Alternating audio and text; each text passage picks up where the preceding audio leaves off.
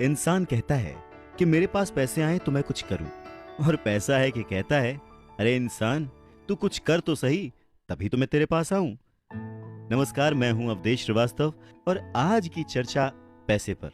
जी हाँ, ये भी उतना ही बड़ा सत्य है जैसे कि सूरज पूरब से निकलता है, बच्चा माँ की कोख से ही जन्म लेता है, वैसे ही पैसे को सही ढंग से अगर समझा ना जाए, संभाला ना जाए, तो वो बहुत सारे दुख देता है। तो बस इसी पैसे को समझने और इसे संभालने की कला के बारे में आज हम चर्चा करेंगे, यानी कि हम बात करेंगे रॉबर्ट टी कियोसाकी की लिखी book rich dad poor dad की। इस किताब के इंट्रोडक्शन में मैं कुछ और बात कहूं, उससे पहले मुझे डॉक्टर एड कोकेन की एक बात याद आती है। लिखते हैं कि रिच डैड पुअर डैड अमीरी का शॉर्टकट नहीं बताती, ये सिखाती है कि आप पैसे की समझ कैसे विकसित करें, किस तरह से अपने पैसे की जिम्मेदारी निभाएं और उसके बाद किस तरह से अमीर बने। तो चलिए शुरू करते हैं। दोस्तों, जब भी बात जिम्मेदारी की आती है तो नाम याद आता है उस शख्स का जिसने जिंदगी में कितनी भी ठोकरें खाई हो, कितना भी दुखी रहा हो, पर हमारे हिस्से के गम लिए और अपने हिस्से की खुशी हमें दे दी। पिता, जेब खाली हो फिर भी मैंने उन्हें मना करते नहीं देखा। जेब खाली हो फिर भी मैंने उन्हें मना करते नहीं देखा। अरे मैंने अपने पिता से ज्यादा अमीर इस दुनिया में कोई इंसान नहीं देखा। रॉबर्ट टी कियोसाकी ने उसी पिता को ध्यान में रखते हुए, उन्हें main character of the story बनाते हुए हमें लाइफ के, आज की जिंदगी के, आज की लाइफ के सबसे इंपॉर्टेंट लेसन को पढ़ाने की कोशिश की है, विच इज पैसा। जी हाँ, हम बचपन से लेकर जवानी तक सिर्फ मार्क्स के पीछे भागते रहते हैं। हमारा जो एजुकेशन का पैटर्न है, पढ़ाई का तरीका है, हम बचपन से सिर्फ यही सुनते आए हैं कि पढ़ो पढ़ो पढ़ो और पढ़ो, और एक लेवल तक पहुंचने के बाद, एक एज तक पहुंचने के बाद डिसाइड करो कि अब क्या करना है। रॉबर्ट टी कियोसाकी इसी बात को बहुत ही खूबसूरती से एड्रेस करते हैं कि हमें पैसे को एक सब्जेक्ट की तरह बचपन से ही क्लासेस में पढ़ाना चाहिए। अगर आज पढ़ाई का मतलब, जिंदगी में सफल होने का मतलब ज्यादा पैसे कमाने से है, तो क्यों ना उस पैसे को सही ढंग से मैनेज करने का गुण हमें बचपन से मिले। स्कूल्स 6 घंटे के 8 घंटे के होते हैं, पर बाकी जो वक्त है वो घर पे बीतता है। तो कहीं ना कहीं स्कूल हो या घर हो, बच्चे को बचपन से ही पैसे की अहमियत, उसकी इंपॉर्टेंस, उसकी मैनेजमेंट के बारे में अगर पढ़ाया जाए तो इसमें कोई भी गलत बात नहीं है। मुझे लगता है कि ये बात कहीं ना कहीं मिसिंग थी। शायद कई सालों से ये जद्दोजहद है कि इसे शुरू किया जाए, इसे समझाया जाए। बहुत सारी फिल्में बनी हैं इस पर, लेकिन आज भी हम मार्क्स मार्क्स और मार्क्स के पीछे ही भागते हैं। अगर हमें पैसे को सही ढंग से मैनेज करने की कला आ जाए, अगर हमारी समझ डेवलप हो जाए, तो मुझे लगता है कि जो आजकल के बच्चे हैं वो बड़े जब होंगे तो वो खुश रहेंगे। इंसान को कंप्लीट करने के लिए उसका परिवार, उसके अपने, उसके दोस्त, उसका रहन सहन सब बहुत जरूरी होता है। ये तो नहीं कह सकते कि पैसा ही सब कुछ है, पर हाँ, सब कुछ पाने के लिए पैसा जरूरी है। काश काश कि मैंने ये बुक 20 साल पहले पढ़ी होती। ये लाइन अमेरिका के एक बहुत ही बड़े बिल्डर लैरिसन क्लार्क ने कही थी जब उन्होंने रिच डैड पुअर डैड पढ़ी थी। वक्त ऐसे ही बीत जाता है और हम काश में फंसे रह जाते हैं। ऐसी बहुत सारी चीजें हमें जब पता लगती हैं जिससे हमारी लाइफ बदल सकती थी, हमें कुछ सीखने को मिल सकता था, हमें तरक्की करने को मिल सकता था, पर वक्त बीत चुका होता है और बस रह जाता है तो ये एक काश कि मैंने ये कर लिया होता।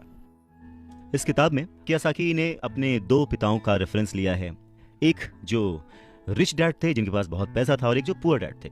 रॉबर्ट कियोसाकी अपने दोनों पिताओं को, दोनों डैड्स को बराबर का सम्मान देते थे और उनके जो दोनों पिता थे वो भी उन्हें उतना ही प्यार करते थे। बहुत सारे लोगों के सवाल हो सकते हैं कि एक ही वक्त पर एक इंसान के 2 पिता कैसे हो सकते हैं, या कोई और क्वेश्चन। मुझे लगता है कि हम अगर इस बात पे ध्यान दें कि रॉबर्ट कियोसाकी हमें समझाना क्या चाहते हैं, तो हमारे लिए फायदे की बात होगी। हो सकता है उन्होंने ऐसा मान लिया हो सकता है उन्होंने अपने मन को पुअर डैड और अपने दिमाग को रिच डैड माना हो, या ये हो सकता है कि एक डैड उनके रहे हों और दूसरे डैड उनके किसी दोस्त के, कुछ भी हो सकता है। इंपॉर्टेंट ये नहीं है कि ये जो डैड का रेफरेंस लिया उन्होंने, ये कहानी है या काल्पनिक है। असल बात ये है कि रॉबर्ट कियोसाकी हमें समझाना क्या चाहते हैं, हमें बताना क्या चाहते हैं। चलिए मान लेते हैं कि रॉबर्ट कियोसाकी के 2 पिता थे और उनमें से एक बहुत अमीर थे, एक बहुत गरीब थे। तो रॉबर्ट कियोसाकी कहते हैं कि सोच जो है वो बहुत बड़ा रोल प्ले करती है, और इसी माध्यम से रॉबर्ट कियोसाकी कहते हैं कि हालांकि वो दोनों पिता उनके अपने थे, हालांकि वो दोनों पिता उनका उतने ही शिद्दत से, उतने ही मन से ख्याल रखते थे, उतना ही प्यार करते थे, अपनी जान निछावर करते थे, और हमेशा उन्हें सिखाने की कोशिश करते थे, जिंदगी में आगे बढ़ाने की कोशिश करते थे। पर ऐसा क्यों था कि उनके एक पिता अमीर थे और एक पिता गरीब? सारा खेल सोच का है, सारा खेल नजरिए का है।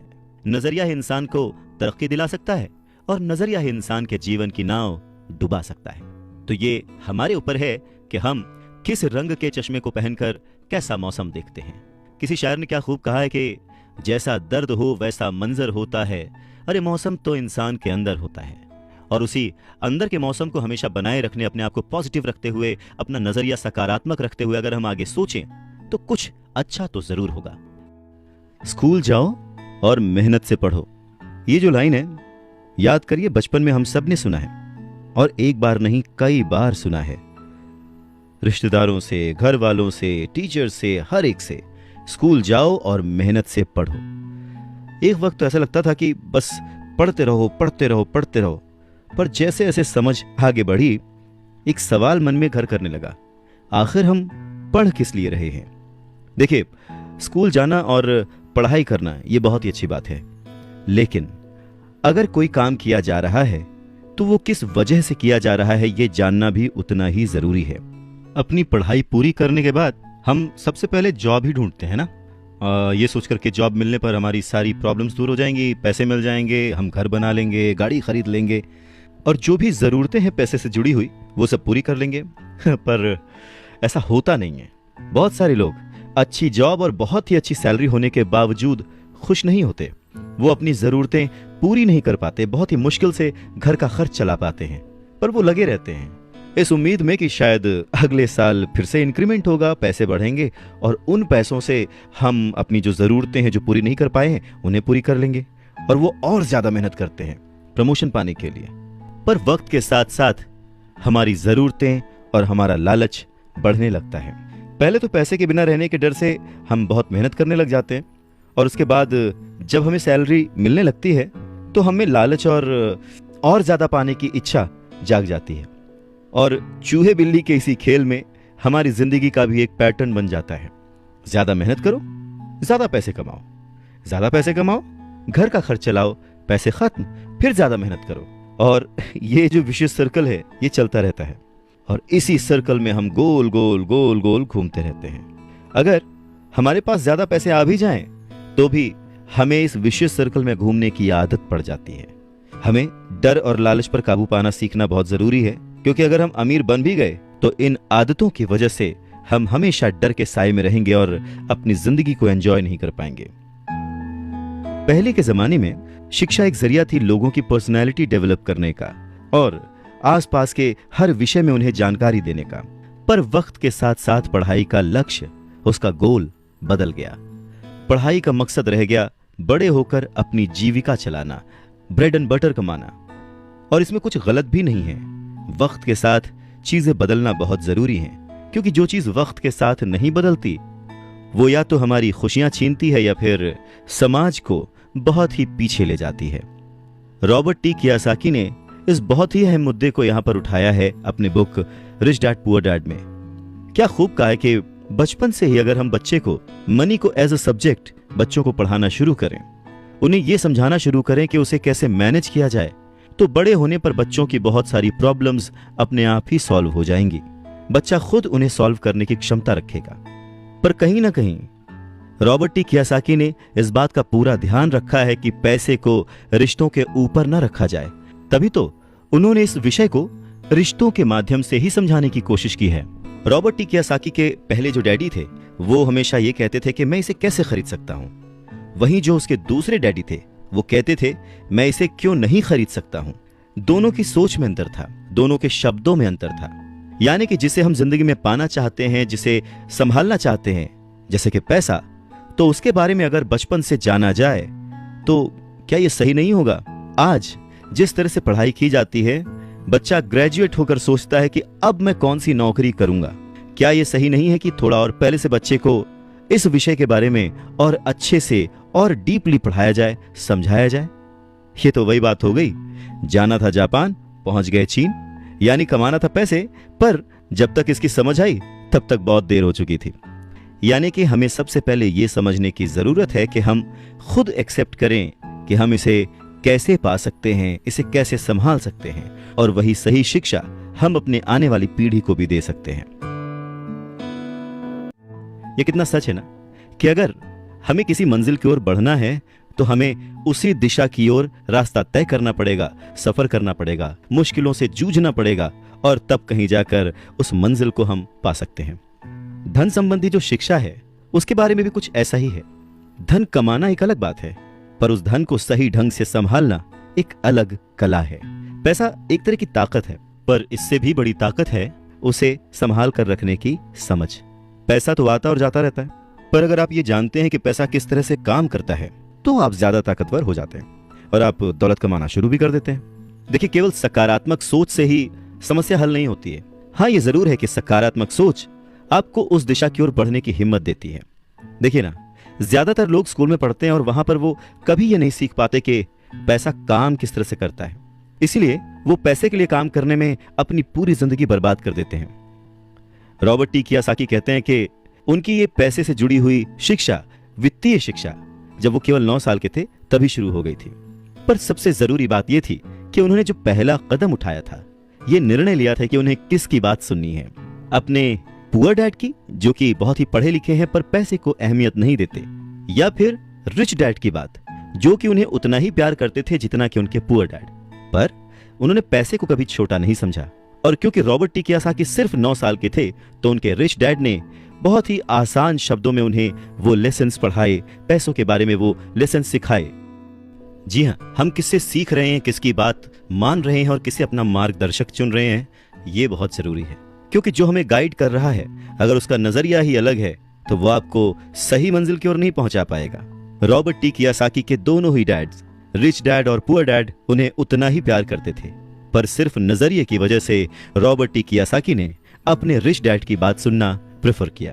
रॉबर्ट टी कियोसाकी कहते हैं कि जब तक उनके रिच डैड रहे, उन्होंने पूरे लाइफ में सिर्फ 6 ही लेसन उन्हें सिखाए, और ये 6 लेसन उन्होंने अपनी book rich dad poor dad में लिखी है, जो कि एक बच्चा भी समझ सकता है। सबक नंबर 1, अमीर लोग पैसे के लिए काम नहीं करते।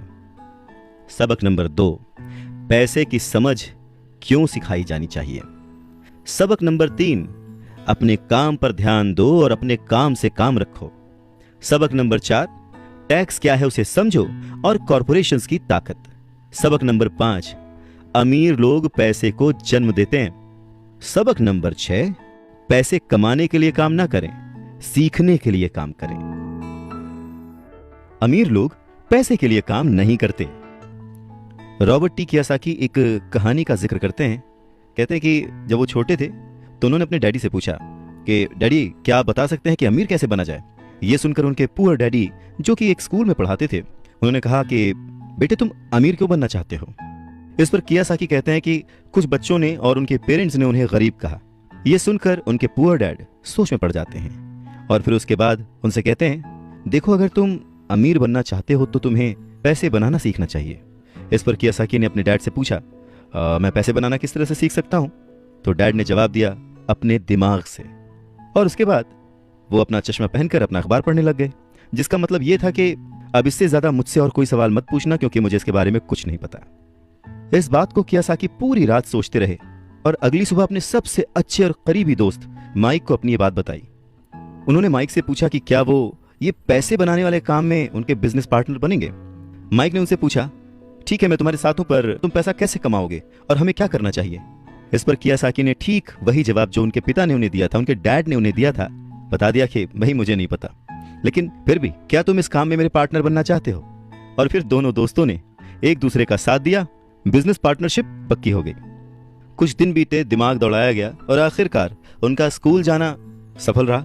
स्कूल की क्लास में उन्होंने कुछ ऐसा पढ़ा था जिसे सोचकर कियोसाकी को लगा कि बस पैसा बनाने का फॉर्मूला तो मिल गया, और बस उसी आइडिया को फॉलो करते करते कियोसाकी और माइक ने ढेर सारा कच्चा माल इकट्ठा कर लिया, बहुत मेहनत की, और अपने डैड की गैराज में उन्होंने कुछ सिक्के बनाए। और जब उनके डैड ने उन्हें देखा तो उन्होंने पूछा कि तुम क्या कर रहे हो।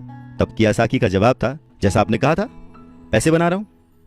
तब उनके जो पुअर डैड थे, उन्होंने कियोसाकी को कहा कि आओ, मुझे तुमसे बात करनी है।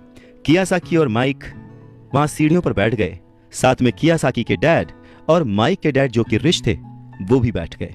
यहाँ पे मैं आपको बताना चाहता हूँ कि इस पूरी कहानी में जो कियासाकी ने अपने रिच डैड को रेफर किया है वो दरअसल माइक के पिता थे। और फिर बच्चों की इस हरकत को देखकर कियासाकी के पुअर डैड ने अपनी बात को और डिटेल में समझाया और अपनी बात को करेक्ट किया। पहली बार उन्होंने बच्चों को बताया कि गैर कानूनी क्या होता है। बच्चों को लगा कि जो उन्होंने किया वो सही था, पर जब उन्होंने जाना कि ये अलाउड नहीं है, सिक्के छापना अलाउड नहीं है, उसके पीछे कई तरीके होते हैं, कानूनी गैर कानूनी, ये सब बातें जब बच्चों ने समझी तो उनका मुंह उतर गया। फिर उन्होंने पूछा, तो फिर हम अमीर कैसे बन सकते हैं? तब कियासाकी के डैड ने उनसे कहा कि अगर तुम्हें सच में अमीर बनना है, रिच बनना है, तो तुम मुझसे नहीं माइक के डैड से पूछो। कियासाकी ने अपने डैड से कहा, पर आप क्यों नहीं बता सकते, हम गरीब क्यों हैं? कियासाकी के पुअर डैड ने कहा, क्योंकि मैं एक टीचर हूं और मैंने पैसे कमाने की राह नहीं चुनी है। पैसे कमाने के लिए तुम्हें माइक के डैड से ही पूछना पड़ेगा। क्या खूबसूरत बात समझाई है कियासाकी ने कि अगर हमें कोई पर्टिकुलर गोल अचीव करना है, कोई लक्ष्य प्राप्त करना है, तो हमें रास्ता भी सही चुनना होगा, मार्गदर्शक भी सही चुनना होगा। कहते हैं कि सफल होने के लिए मेहनत करना बहुत जरूरी है। मेहनत तो एक मजदूर भी करता है, पर सफलता पाने के लिए, सक्सेस पाने के लिए सही दिशा में सही स्ट्रैटेजी के साथ मेहनत करने से ही सक्सेस हासिल होती है। रॉबर्ट टी कियासाकी के पुअर डैड ने उन्हें कहा कि उन्हें उनके फ्रेंड माइक के डैड से पूछना चाहिए कि पैसे कैसे कमाए जाते हैं, सक्सेसफुल कैसे हुआ जाता है। तो रॉबर्ट टी कियासाकी ने और उनके फ्रेंड माइक ने यह डिसाइड किया कि वो अपने रिच डैड से यह बात जरूर पूछेंगे कि अमीर कैसे बना जाए, पैसे कैसे बनाए जाए। रॉबर्ट टी कियासाकी ने अपने रिच डैड से पूछा कि क्या वो उन्हें पैसा बनाना सिखाएंगे। इस पर उनके रिच डैड ने एक शर्त रखी, और शर्त यह थी कि वो बच्चे उनके साथ काम करते हुए सीखेंगे, न कि क्लास में बैठकर लेक्चर सुनते हुए। उन्होंने कहा कि मेरे पास इतना वक्त नहीं है कि मैं तुम्हें क्लास में बैठकर पढ़ाऊं और जिसका तुम कोई प्रैक्टिकल इस्तेमाल ना कर सको। इस बात को सुनकर रॉबर्ट टी कियासाकी और माइक थोड़ा सा कंफ्यूज हो गए। वो समझ नहीं पा रहे थे कि उन्हें हाँ कहना चाहिए या नहीं। उन बच्चों की कंफ्यूजन देखकर उनके डैड ने उनसे कहा, अगर जिंदगी में सक्सेस पाना चाहते हो, सफल होना चाहते हो, तो कम समय लेकर डिसाइड करना सीखो, जल्द से जल्द डिसीजन लेना सीखो। उन्होंने जल्दबाजी करने को नहीं कहा, पर हाँ, जितना कम समय हो सके उतने कम समय में सही निर्णय लेने की कला जिसको आती है वो जिंदगी में हमेशा आगे जाता है। यही उनकी सीख थी। और फिर बच्चों ने डिसाइड किया कि वो खेल छोड़कर सीखने का विकल्प चुनेंगे, काम करने का विकल्प चुनेंगे, ताकि उन्हें यह समझ में आ सके कि पैसे कैसे कमाए जा सकते हैं। बस फिर क्या था, बच्चे अगले ही दिन अपने रिच डैड के पास पहुंच गए। उनके रिच डैड ने उन बच्चों को एक शॉप पर सफाई का काम दिया। अब क्योंकि उस वक्त एसी और इस तरह की चीजें ज्यादा चलन में नहीं थी, तो दरवाजे मोस्टली खुले ही रहते थे, जिसकी वजह से सामान पर धूल जमी रहती थी और इस काम के उन्हें 30 सेंट मिलते थे। इस तरह से उन्हें एकदम भी पैसे नहीं बचते थे, वो परेशान रहते थे। और एक दिन उन्होंने माइक से कहा कि मैं अब काम नहीं करूंगा, या तो वो मेरी तनख्वाह बढ़ाएं या फिर मैं काम छोड़ रहा हूं। उसके बाद 9 साल के रॉबर्ट टी कियासाकी और उनका दोस्त माइक उनके रिच डैड से मिलने पहुंचे। रिच डैड के सामने बैठते ही माइक बुरी तरह से रो पड़े और उन्होंने कहा, डैड, आपने कहा था कि अगर मैं आपके लिए काम करूंगा तो आप मुझे पैसा कमाना सिखाएंगे। अपनी तरफ से मैंने पूरी तरह से, पूरी ईमानदारी से काम किया है, कड़ी मेहनत की है। इस काम के लिए मैंने अपनी खेल तक की कुर्बानी दे दी और अब आप अपने वादे से मुकर रहे हैं। आपने मुझे कुछ भी नहीं सिखाया। लोग आपको लालची कहते हैं, जो सिर्फ पैसे कमाना चाहता है पर अपने साथ काम करने वालों का बिल्कुल भी ध्यान नहीं रखता। मैं एक छोटा सा बच्चा हूं और आपको मेरे साथ ऐसा बर्ताव नहीं करना चाहिए था। रॉबर्ट टी कियासाकी के डैड ने कहा, पर मैं तो तुम्हें काम सिखा रहा हूं। रॉबर्ट टी कियासाकी कहते हैं कि उस वक्त वो गुस्से में थे, तो उन्होंने पूछा, नहीं, आप मुझे कुछ नहीं सिखा रहे, बताइए आपने मुझे क्या सिखाया। कुछ भी नहीं। आपसे सीखने के लिए मैं बस चंद सिक्कों में काम करने के लिए तैयार हो गया और उसके बाद तो आपने मुझसे बात तक नहीं की। मैं आपकी शिकायत सरकार से करूंगा। हमारे देश में भी बाल श्रम कानून है, आप तो जानते ही हैं। मेरे पुअर डैड सरकार के लिए काम करते हैं। इस बात को सुनकर उनके रिच डैड ने कहा, शाबाश, अब तुम उन लोगों की तरह बोल रहे हो जो कभी मेरे लिए काम करते थे। या तो मैंने उन्हें नौकरी से निकाल दिया या फिर उन्होंने खुद ही नौकरी छोड़ दी। रही बात तुम्हें कुछ सिखाने की, कौन कहता है कि मैंने तुम्हें कुछ नहीं सिखाया? पिछले दिनों जितना तुमने काम किया, जरा सोच कर देखो, क्या सिखाने का मतलब केवल भाषण देना या बातचीत करना ही होता है? इस तरह से तो तुम्हें स्कूल्स में सिखाया जाता है, पर जिंदगी में कोई तुम्हें भाषण देकर या बातचीत करके नहीं सिखाएगा। तुम्हें उस दौर से गुजरना पड़ेगा, कठिनाइयों से जूझना पड़ेगा, अपना रास्ता खुद ढूंढना पड़ेगा और फिर जिंदगी तुम्हें सबक सिखाएगी, तुम्हें और बेहतर इंसान बनाएगी। सच ही तो है, जिंदगी के तमाम मोड़ आते हैं, ऐसे मकाम आते हैं जिन पर हमें धक्का लगता है, ठोकरें लगती हैं, हम उस वक्त परेशान होते हैं कि हमारे साथ ऐसा क्यों हो रहा है, पर अगर ध्यान से देखा जाए तो जिंदगी उस झटके के जरिए हमें कह रही होती है कि जाग जाओ, मैं तुम्हें कुछ सिखाना चाहती हूँ। पर 9 साल के रॉबर्ट टी कियोसाकी को ये बड़ी बड़ी बातें समझ नहीं आई। तब उनके रिच डैड ने एक बार फिर से कहना शुरू किया, अगर जिंदगी तुम्हें कोई सबक सिखाए तो तुम्हें उससे सीखना चाहिए, क्योंकि अगर तुम उससे वो सबक नहीं सीखते तो पूरी जिंदगी, तुम्हारी ये जिंदगी लगातार तुम्हें धक्के देती रहेगी। अपनी जॉब में रहते हुए तुम अगर उसकी मुसीबतों से सबक लोगे, सीखोगे, तो तुम एक समझदार, अमीर और सुखी इंसान बन सकते हो। पर अगर तुम ये नहीं सीखते तो जिंदगी भर अपनी प्रॉब्लम्स के लिए अपनी नौकरी, कम सैलरी या फिर अपने बॉस को कोसते रहोगे और हमेशा उम्मीद करते रहोगे कि कोई और आए, तुम्हारी सैलरी बढ़ाए और तुम्हें सुख दे, जो कि पॉसिबल नहीं है।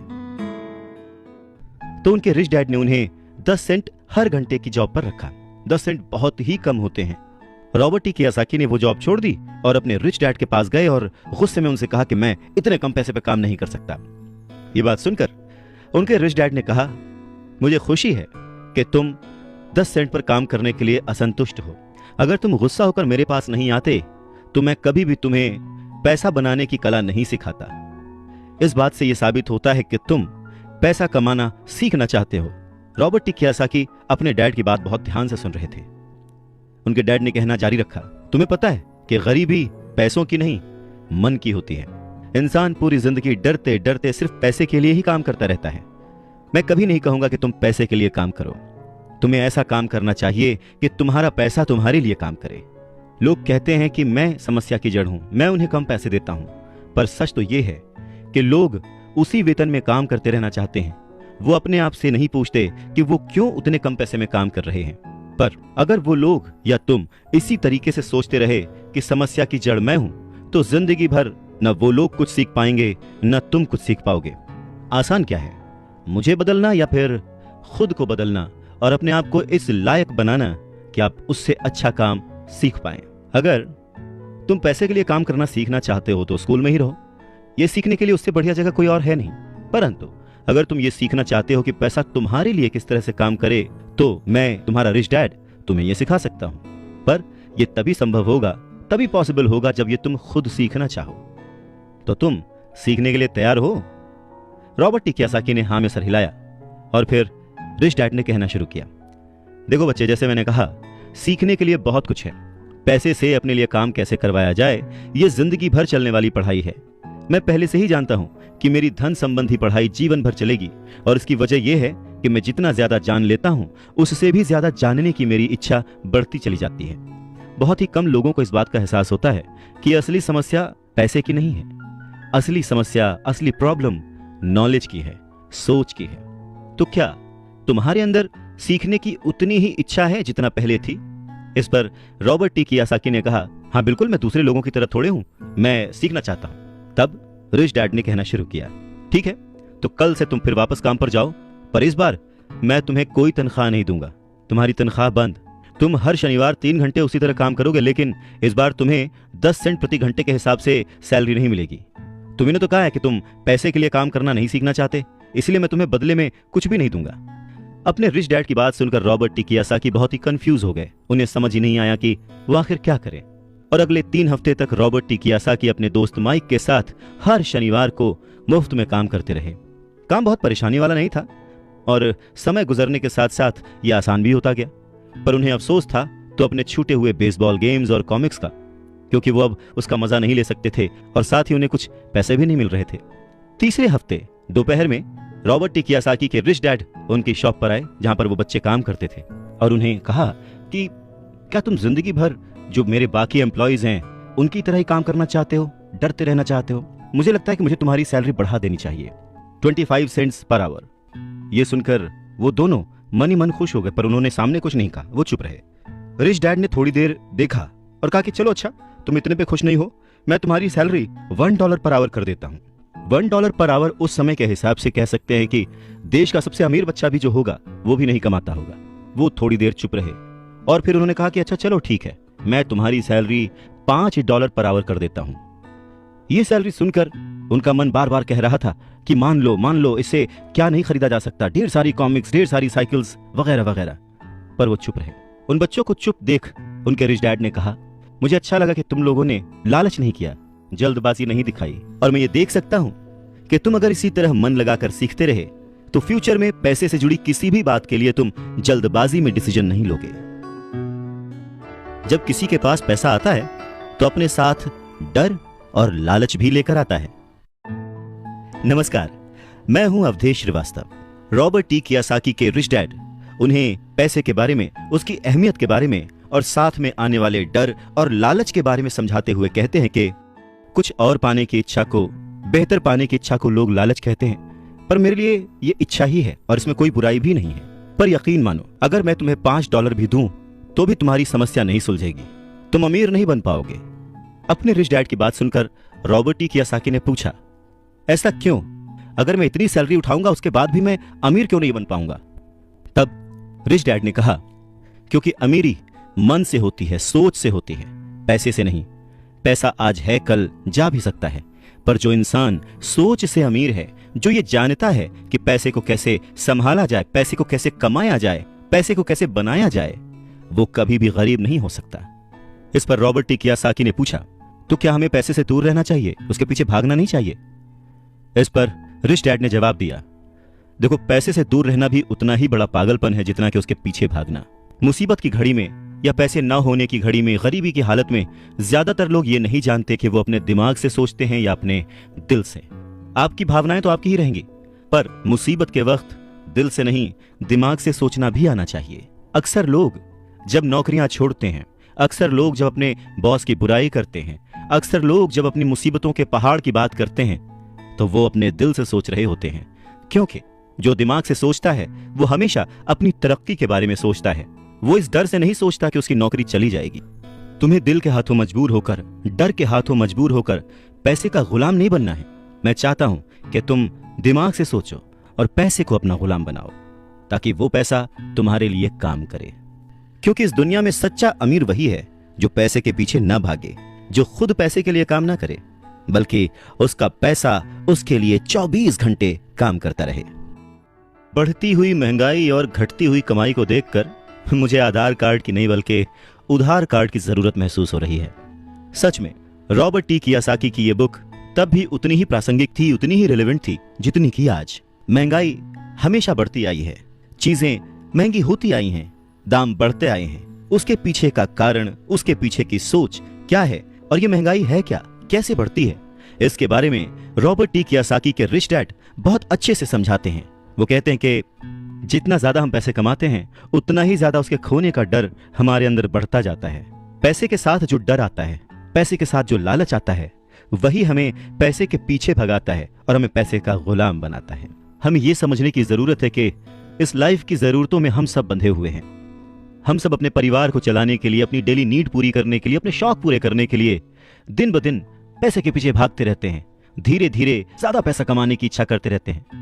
पैसा कमाना गलत नहीं है, पर पैसे कमाने के पीछे की नीयत, उसका सही होना जरूरी है। और वो नीयत ही है जो इस समाज में महंगाई बढ़ाती है, और वो नीयत ही है जो इस समाज में डिसबैलेंस पैदा करती है।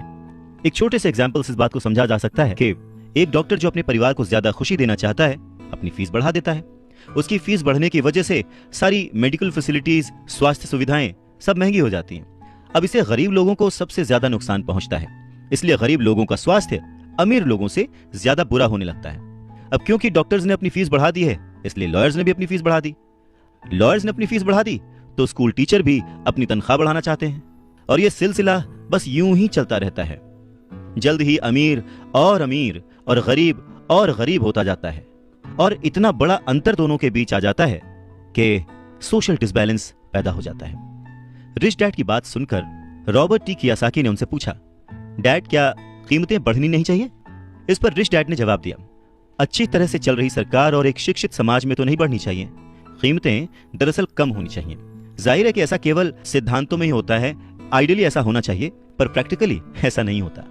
कीमतें अज्ञान से पैदा हुए लालच और डर के कारण होती हैं, जैसा कि मैंने तुम्हें बताया। अगर स्कूल्स में मनी के बारे में, पैसों के बारे में सिखाया जाता तो लोगों के पास ज्यादा पैसा होता और बाजार की कीमतें भी कम होती। ये सब कुछ इंटर रिलेटेड है, एक दूसरे से जुड़ा हुआ। पर हमारी सोसाइटी में सिर्फ पैसे के लिए काम करना सिखाया जाता है, पैसे की ताकत का इस्तेमाल करना नहीं सिखाया जाता। और इसीलिए मैं हमेशा कहता हूं कि पैसे से जुड़े ऐसे किसी भी मुद्दे पर दिमाग से सोचने की जरूरत है। इसके आगे रॉबर्ट टी कियोसाकी अपने डैड से पूछते हैं, डैड बहुत देर से आप कह रहे हैं कि दिल से मत सोचो, दिमाग से सोचो, आखिर दिल से सोचने और दिमाग से सोचने में फर्क क्या है? इस पर रिच डैड उन्हें समझाते हैं, देखो मैं ये बात अक्सर सुनता हूं कि हर आदमी को काम करना पड़ता है, या फिर अमीर लोग दूसरों के पैसे मार लेते हैं, मेरी सैलरी बढ़नी चाहिए, मैं इस काम से खुश नहीं हूं, मैं दूसरी जगह जॉब ढूंढ लूंगा, वगैरह वगैरह। पर अगर हम ध्यान से देखें तो ये सारी बातें भावनाओं में बहकर कही गई हैं, ये सारी बातें इमोशनल होकर कही गई हैं, और अक्सर भावनाओं में बहकर हम जो भी डिसीजन लेते हैं वो सिर्फ हमें नुकसान पहुंचाता है। तो बात को समझो, जब भी कोई डिसीजन लो दिमाग से लो, जल्दबाजी मत करो, हाँ पर जल्दी करो। बस इसी तरह से मन लगाकर काम करते रहो, तुम्हारा जो दिमाग है वो तुम्हें जल्द से जल्द कुछ ना कुछ ऐसे सही तरीके बता ही देगा जिससे तुम ज्यादा कमा पाओगे, ऐसी चीजें देख पाओगे जो दूसरे लोग नहीं देख पाते। मौका उनकी नाक के नीचे होता है, अवसर उनके पास होता है, सामने होता है, पर वो उसे पहचान नहीं पाते। पर अगर तुम दिमाग से काम लोगे तो तुम उन्हें पहचान पाओगे, उन मौकों का फायदा उठा पाओगे और जिंदगी में आगे बढ़ पाओगे। पैसा आए तो मुसीबत, ना आए तो मुसीबत, इसीलिए पैसे को समझना बहुत जरूरी है। रॉबर्ट टी कियोसाकी कहते हैं कि वो और उनका दोस्त माइक अब बड़े हो चुके थे, और माइक ने अपने डैडी का बहुत बड़ा सा कारोबार संभाल लिया था और बहुत सक्सेसफुल भी था। और अब माइक अपने बेटे को ठीक वैसे ही सिखा रहा था जैसे कि उसके डैड ने, यानी कि रॉबर्ट टी कियोसाकी के रिच डैड ने उन दोनों को सिखाया था। रॉबर्ट टी कियोसाकी कहते हैं कि जब वो 47 साल के हुए तो उन्होंने डिसाइड किया कि अब उन्हें रिटायर हो जाना चाहिए। रिटायरमेंट का ये मतलब नहीं होता कि काम नहीं किया जाएगा या आगे काम नहीं करना चाहते वगैरह वगैरह। रिटायरमेंट का मतलब ये होता है कि अब आप इस लायक हो गए हैं कि आपका पैसा आपके लिए काम करे। रिटायरमेंट का सही मतलब यही है कि आपने पूरी जिंदगी जो मेहनत करके, जो स्ट्रैटेजीज बना के, सही जगह निवेश करके पैसा लगाया था, अब आपकी वो एज आ चुकी है कि अब आप उस पैसे को एंजॉय करें, क्योंकि आपका पैसा अब आपके लिए काम करना शुरू कर चुका है। कुछ लोग पूरी जिंदगी काम करते रहते हैं, रिटायर नहीं हो पाते। पूरी जिंदगी काम करना गलत नहीं है, पर यह डिफरेंस समझना बहुत जरूरी है कि पैसे की जरूरत की वजह से पूरी जिंदगी काम कर रहे हैं, उसका गुलाम बन के काम कर रहे हैं, या फिर उसका मालिक बन के और अपने काम को एंजॉय करके पूरी जिंदगी काम कर रहे हैं। रिटायरमेंट को दूसरे शब्दों में चिंताओं से आजादी भी कह सकते हैं। इसका मतलब यह है, पैसा अगर सही तरह से खर्च किया जाए, पैसे को अगर सही तरह से मैनेज किया जाए तो वो अपने आप बढ़ता रहता है। ये ठीक एक पेड़ लगाने की तरह है कि आप सालों तक इसे पानी देते हैं, जब आप अपने बिजनेस में होते हैं, अपनी जॉब में होते हैं, और कभी भी इसमें कोताही नहीं करते। जब भी उस पेड़ को जरूरत होती है आप उसकी सेवा करते हैं, और फिर जब वो पेड़ बड़ा हो जाता है, जमीन की गहराइयों में उसकी जड़ें पहुंच जाती हैं, फिर वो अपने आप आपको छाया और फल देता है, और फिर आपको उसके लिए काम करने की जरूरत नहीं पड़ती। पैसा भी कुछ कुछ उस पेड़ की ही तरह है। अगर इस बात को एक दूसरे एग्जाम्पल से समझें तो हमें जैसा गोल बनाना है उसके लिए हमें प्रिपरेशन भी वैसी ही करनी पड़ेगी। अगर बहुत ऊंची बिल्डिंग बनानी है तो हमें उसकी नींव बहुत गहरी खोदनी पड़ेगी, और अगर हमें सिर्फ छोटा सा घर बनाना है तो उसकी नींव छोटी होगी।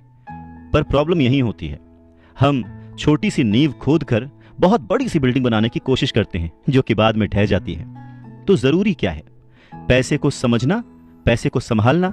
पैसे को संभालने के लिए उसे समझा कैसे जाए, इसके लिए सबसे जरूरी बात है लायबिलिटीज और एसेट्स के बीच फर्क को समझा जाए, और एसेट्स को खरीदा जाए और लायबिलिटीज में पैसे न डाले जाएं। अच्छा, ये सुनने में बहुत ही आसान लगता है, लेकिन सच यही है कि ये आपको अमीर बनने में बहुत मदद करेगा। लेकिन अगर ये इतना ही सिंपल है तो फिर हर कोई इस बारे में सोचता क्यों नहीं? लोगों को लगता है कि उन्हें लायबिलिटीज और एसेट्स के बीच फर्क पता है, पर लायबिलिटीज और एसेट्स के बीच का जो बारीक सा फर्क है वही लोगों को नहीं पता है। तो चलिए इसके बारे में और डिटेल में बात करते हैं। लायबिलिटीज और एसेट्स क्या हैं? लायबिलिटीज वो हैं जहां से आपको पैसा कभी नहीं आएगा, उल्टे आपको उसमें और पैसा डालते रहना पड़ेगा। और एसेट्स वो चीजें हैं जो आपको पैसा देती रहेंगी, दिन ब दिन उनकी कीमत बढ़ती रहेगी, वो आपको अमीर और अमीर बनाती रहेंगी। इसको अगर इनकम और एक्सपेंस के टर्म में समझे तो और आसान होगा। सिंपल सा मतलब है, इनकम है कि आपके पास कितना पैसा आया, और एक्सपेंस है कि आपने कितना पैसा खर्च किया। तो जब भी ऐसी कंफ्यूजन हो, सही तरीका यह है कि एक बैलेंस शीट बनाएं जिसमें अपने एसेट्स और लायबिलिटीज जरूर लिखें। 1 रुपया मांगता था 2 रुपए थमा देते थे, 1 रुपया मांगता था 2 रुपए थमा देते थे। कुछ इस तरह से पापा मुझे अमीर बना दिया करते थे। कहते हैं कि सोच अगर सही दिशा में हो तो मंजिल बड़ी आसानी से मिल जाती है। इंसान की जरूरतों को पूरा करने के लिए पैसे की आज कितनी जरूरत है, ये बात हम में से किसी से भी छिपी हुई नहीं है। हम सब दिन रात मेहनत करते हैं, सोचते हैं कि हम अमीर बन जाएं, पर क्या वो सोच हमारे अंदर है?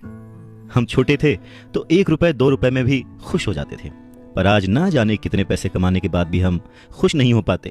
गरीबी ही महसूस होती है, हमेशा कमी लगी रहती है। तो कारण क्या है? फर्क क्या है?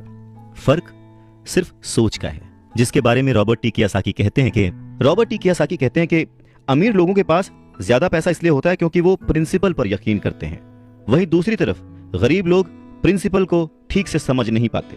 इसीलिए इस बात पर जोर दिया जाता है कि केवल लिटरेट होना काफी नहीं है, फाइनेंशियली लिटरेट होना जरूरी है। सिर्फ नंबर से कुछ नहीं होता, मार्क्स से कुछ नहीं होता। फर्क तो तब पड़ता है जब आप अपनी सक्सेस स्टोरी खुद लिखें। अधिकतर फैमिलीज में देखा गया है कि जो मेहनती होता है उसके पास पैसा भी ज्यादा होता है, मगर उसका फायदा क्या जब सारा पैसा लाइबिलिटीज में खर्च हो जाए। वैसे ये बहुत ही इंटरेस्टिंग एक्सरसाइज है, करके देखनी चाहिए। लाइबिलिटीज वर्सेस एसेट्स, ये चार्ट बनाकर जब आप देखेंगे तो पाएंगे कि आपका खर्च करने का पैटर्न कैसा है, तरीका सही है या गलत। और तब आप ये भी नोटिस कर पाएंगे कि आपका ज्यादा खर्च किस तरफ हो रहा है, लाइबिलिटीज की तरफ या एसेट्स की तरफ, और आपको अपने खर्च पर कितना कंट्रोल करने की जरूरत है। तो इस पूरी बात को अगर आसान शब्दों में समझा जाए तो वो ये कि अपना पैसा कैसे खर्चें, बस यही मुद्दे की बात है और कुछ नहीं। अच्छा, एक और जरूरी बात है, पुराने समय में अगर देखा जाए तो लोगों के गोल होते थे, हम डॉक्टर बनेंगे, लॉयर बनेंगे, ये सारे प्रोफेशंस हैं, पर इनका अमीरी से कोई कनेक्शन नहीं है। पर सोच यही थी कि हम डॉक्टर बनेंगे तो बहुत पैसा कमाएंगे, लॉयर बनेंगे तो बहुत पैसा कमाएंगे, बैरिस्टर बनेंगे तो बहुत पैसा कमाएंगे। इस सोच की जड़ ही गलत है। पुराने जमाने के कई लोग आज डॉक्टर, इंजीनियर या जो कुछ भी वो बनना चाहते थे बन चुके हैं, पर आज भी वो पैसे के लिए स्ट्रगल कर रहे हैं। क्यों? क्योंकि वो उनकी नींव ही अलग थी। आज दौर बदल चुका है, बच्चे एथलीट बनना चाहते हैं, स्पोर्ट्स पर्सन बनना चाहते हैं, स्टार बनना चाहते हैं, क्योंकि उन्हें पता है कि सिर्फ अच्छी पढ़ाई और अच्छे ग्रेड्स के भरोसे बैठकर वो अपने करियर में सक्सेस नहीं पा सकते। आज वक्त बदल चुका है। आज के ज़माने में सभी वर्किंग हैं, हस्बैंड वाइफ वर्किंग हैं, दोनों कमाते हैं और सोचते हैं कि हम दोनों मिलकर ज़्यादा पैसे कमाएंगे और हम ज़्यादा अमीर हो जाएंगे। और सबका ध्यान सिर्फ अपने अपने करियर पे ही होता है। कमाई बढ़ने लगती है, पर जाहिर है कि उसी के साथ साथ खर्चे भी बढ़ने लगते हैं। कहने का मतलब ये कि बिना फाइनेंशियली लिटरेट हुए आप कितने भी पैसे कमा लें, वो खर्च हो जाएंगे, वो आपकी लाइबिलिटीज में चले जाएंगे, और ये एक ऐसा चक्कर है जो फिर चलता ही रहता है। और उसके बाद सभी ये सोचते हैं कि इस मुसीबत से बाहर कैसे निकला जाए। दरअसल लोगों को लगता है कि ज्यादा पैसे कमाने से आदमी अमीर हो जाता है, पर रॉबर्ट टी कियोसाकी कहते हैं कि अमीरी एक सोच है। अमीरी अपने पैसे को सही जगह खर्च करने की समझ है। अमीरी पैसे के पीछे ना भागने की सोच है। अमीरी रिटायरमेंट लेते समय ना डरने की सोच है। अमीरी तब है जब आपका पैसा आपके लिए काम करे। तो आप जब भी खर्च करें हमेशा ये ध्यान रखें कि पैसा आपको अमीर नहीं बनाता। उसे सही जगह पे इन्वेस्ट करना, उसे सही से संभाल कर रखना, या कई बार उसे गलत जगह पर खर्च ना करना भी आपको अमीर ही बनाता है। कहने का मतलब ये कि अमीरी क्या है? अमीरी वो नहीं कि आप कितना पैसा कमा पाते हैं, अमीरी तो वो है कि आप कितना पैसा बचा पाते हैं। आप ठहर जाएंगे तो चलेगा, आपकी सोच नहीं ठहरनी चाहिए, क्योंकि अगर सोच ठहर गई तो जिंदगी बिना किसी सोच के गुजर जाएगी। बात सन 1947 की है। दुनिया की सबसे बड़ी फूड चेन मैकडॉनल्ड के फाउंडर रे क्रॉक ने एक MBA क्लास में स्पीच दी। बहुत ही शानदार स्पीच, लोगों ने बहुत तालियां बजाईं, खुश हुए। स्पीच के बाद MBA के स्टूडेंट्स ने उनके साथ वक्त बिताना चाहा, उनसे रिक्वेस्ट की कि सर थोड़ा टाइम हमारे लिए स्पेयर कर लें। बातों बातों में रे क्रॉक ने अचानक एक सवाल किया, क्या आप लोग जानते हैं कि मैं किस बिजनेस में हूं? अब क्योंकि वो मैगडी को रिप्रेजेंट कर रहे थे तो सभी जानते थे कि भाई आप हैमबर्गर बेचते हैं, फूड बिजनेस में हैं, तो बच्चों ने वही जवाब दिया। इस बात पर रे हंसने लगे। उनका असली बिजनेस तो रियल एस्टेट का है, क्योंकि मैगडी के लिए हर लोकेशन का चुनाव बहुत ही सोच समझकर और रेकी करके किया जाता है। जहां उनकी फ्रेंचाइजी बनाई जाती है वो जमीन भी साथ ही बेची जाती थी। तो इसका सीधा मतलब यह था कि फ्रेंचाइजी खरीदने वाले उस वक्त वो जमीन भी खरीदते थे। तो इस तरह से ये एक रियल एस्टेट बिजनेस भी हो गया। और ठीक यही सबक रॉबर्ट टी कियोसाकी के रिच डैड ने उन्हें सिखाया कि अक्सर लोग खुद के लिए छोड़कर बाकी सब के लिए काम करते हैं। वो टैक्स पे करके गवर्नमेंट के लिए काम करते हैं, उस कंपनी के लिए काम करते हैं जहां वो नौकरी करते हैं, बैंक का मॉर्गेज देकर उसके लिए काम करते हैं। और ये सब इसलिए क्योंकि हमारा एजुकेशन सिस्टम ही ऐसा है। स्कूल हमें एम्प्लॉय बनना सिखाता है, एम्प्लॉयर नहीं। जो आप पढ़ते हैं बस वही आप बनते हैं, इसलिए हमेशा सही पढ़ें। अगर आपने साइंस पढ़ी तो डॉक्टर बनेंगे, मैथमेटिक्स पढ़ी तो इंजीनियर बनेंगे, मतलब आपने जो पढ़ा वही आप बने। अब मुसीबत यह है कि इससे छात्रों का कोई भला नहीं हो पाता, क्योंकि वो नौकरी और बिजनेस के बीच के फर्क में उलझ कर रह जाते हैं। जब कोई पूछता है कि आपका बिजनेस क्या है तो आपको ये नहीं बोलना चाहिए कि मैं तो एक डॉक्टर हूं, या एक बैंकर हूं, क्योंकि वो आपका प्रोफेशन है, बिजनेस नहीं। वो प्रोफेशन है जिससे आप लोगों की सेवा करते हैं, वो प्रोफेशन है जिससे आप अपना घर चलाते हैं। अमीर बनने के लिए प्रोफेशन नहीं, बिजनेस की जरूरत है। कहने का मतलब है कि आप जो कुछ भी करते हैं उसे अपना बिजनेस बनाइए, नौकरी नहीं। अपनी सारी उम्र दूसरों के लिए काम करके उन्हें अमीर करने में बर्बाद ना करें, बल्कि खुद की जिंदगी को खुशहाल करने के लिए खुद काम करें। बहुत से लोगों को इस बात का एहसास बहुत देर में होता है कि जो उनका हाउस लोन है उनकी जान ले रहा है, और फिर उन्हें लगता है कि जिसे वो एसेट मानते थे वो दरअसल उनकी लायबिलिटी बन गया। जैसे उन्होंने कार ली तो उससे जुड़े तमाम खर्चे उनकी लायबिलिटीज बन गए। उन्हें पूरा करने के लिए नौकरी जरूरी है, और अगर कभी वो सेफ जॉब उनके हाथों से निकल गई तो फिर उनकी मुसीबतें शुरू। इसीलिए हमें अपने सेविंग्स पर, अपनी बचत पर, अपने एसेट्स पर इतना ज्यादा ध्यान देना चाहिए। हम कितना कमा रहे हैं उससे ज्यादा हम कितना सेव कर रहे हैं उस पर ध्यान देना चाहिए। और फाइनेंशियली सिक्योर होने का यही एक सिंपल तरीका है। आप कितने अमीर हैं ये जानने का सही तरीका नेटवर्थ इसलिए नहीं है क्योंकि जब भी आप अपने एसेट्स बेचते हैं तो उन पर भी टैक्स लगता है। आपको उतना पैसा नहीं मिलता जितना कि आप सोचते हैं। तो आपकी बैलेंस शीट के हिसाब से आपको जितना भी पैसा मिलेगा उस पर भी आपको टैक्स देना पड़ेगा। अब इसका मतलब क्या हुआ कि क्या सब कुछ छोड़ दें, जो कर रहे हैं वो सब छोड़ दें, नौकरी ना करें? नहीं, रॉबर्ट टी कियोसाकी ये बिल्कुल नहीं कहते कि जो कुछ आप कर रहे हैं उसे छोड़ दें, जो नौकरी कर रहे हैं उसे छोड़ दें। अपनी नौकरी करते रहिए, पर साथ ही एसेट्स भी जमा करते रहिए। और एसेट्स से उनका मतलब है सही और असली मायने में एसेट्स। वो ये नहीं कहते कि आप कोई कार खरीद लीजिए, क्योंकि कार एसेट नहीं है, क्योंकि जैसे ही आप उसे सड़क पर उतारेंगे उसका रेट घट जाएगा, उसकी कीमत घट जाएगी। जितना हो सके खर्चे में कटौती करिए और लायबिलिटीज को घटाइए। तो बड़ा सवाल यह आता है कि किस तरह के एसेट्स खरीदे जाने चाहिए। कुछ एग्जाम्पल्स इस तरह से समझे जा सकते हैं कि ऐसा कोई बिजनेस करें जहां आपकी मौजूदगी जरूरी ना हो। मतलब अगर आप वहां पे ना भी रहें तो आपका काम चलता रहे, दूसरे लोग आपके लिए काम करते रहें, और बस वही आपका बिजनेस है। दूसरा, आप कह सकते हैं कि रियल एस्टेट में पैसे लगा सकते हैं, आप लैंड खरीद सकते हैं, स्टॉक और बॉन्ड खरीद सकते हैं। आजकल बहुत सारी पॉलिसीज आ गई हैं, उन्हें समझें और फिर उसमें इन्वेस्ट करें। जब एसेट्स खरीदें तो अपनी पसंद की चीजों पर पैसा लगाएं, क्योंकि आपका मन होगा तभी आप उसमें ध्यान दे पाएंगे। अगर उसमें आपकी रुचि नहीं होगी ना तो आप उसे बेहतर समझ नहीं पाएंगे। रॉबर्ट टी कियोसाकी को रियल एस्टेट और स्टॉक्स में रुचि थी, खासकर छोटी कंपनियों में इन्वेस्ट करने की। तो उन्होंने अपने रिच डैड की सलाह पर अपनी नौकरी कभी नहीं छोड़ी। वो जॉब करते रहे, साथ ही अपने एसेट कॉलम को बड़ा और मजबूत बनाते रहे। उन्होंने अपना कमाया हुआ एक एक पैसा बेकार खर्च नहीं किया, उसे सेव किया। वो हमेशा ये मानकर चलते रहे कि इस पैसे की उन्हें जरूरत नहीं है, वो उसके मालिक हैं, गुलाम नहीं है। अगर आपको लगता है कि आप लग्जूरियस लाइफ जीना चाहते हैं, लग्जरी खरीदना चाहते हैं, शौक से खरीदिए, कोई बड़ी बात नहीं है। पर जैसे ही आपको ये विचार आए, ये भी जरूर सोचिए कि अमीर और गरीब में बस यही फर्क है। जहां पर मिडिल क्लास आदमी या गरीब आदमी पैसा आते ही पहले लग्जरी में खर्च करता है, वहीं अमीर आदमी उसे सबसे बाद में खरीदता है। तो यही सीक्रेट है अमीरों के और अमीर होने का और गरीबों की बढ़ती गरीबी का। संपत्ति वो है जो हमें पैसे कमा के देती है, और जिम्मेदारी, दायित्व वो है जो हमसे पैसे खर्च करवाता है।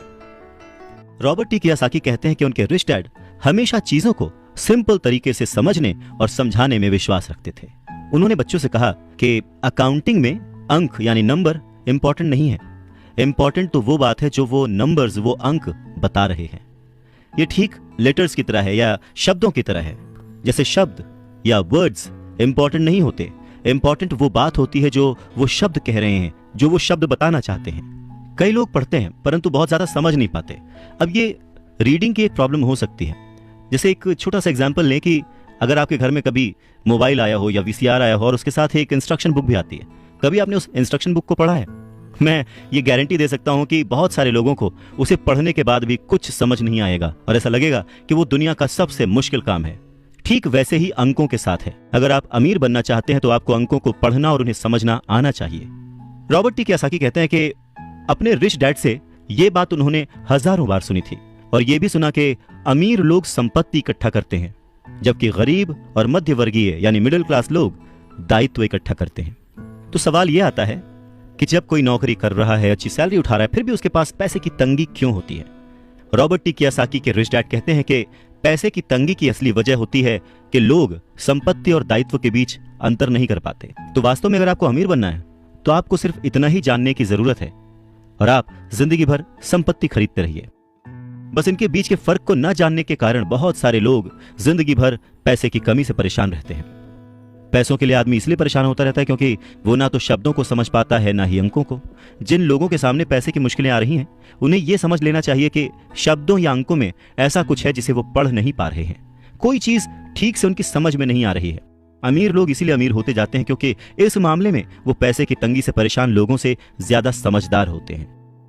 तो अगर आप भी अमीर बनना चाहते हैं और अपनी दौलत को बनाए रखना चाहते हैं तो पैसे की साक्षरता और समझदारी बहुत जरूरी है, शब्दों में भी और अंकों में भी। जिंदगी में सिर्फ पैसे कमाकर या पैसे बचाकर आप अमीर नहीं बन सकते।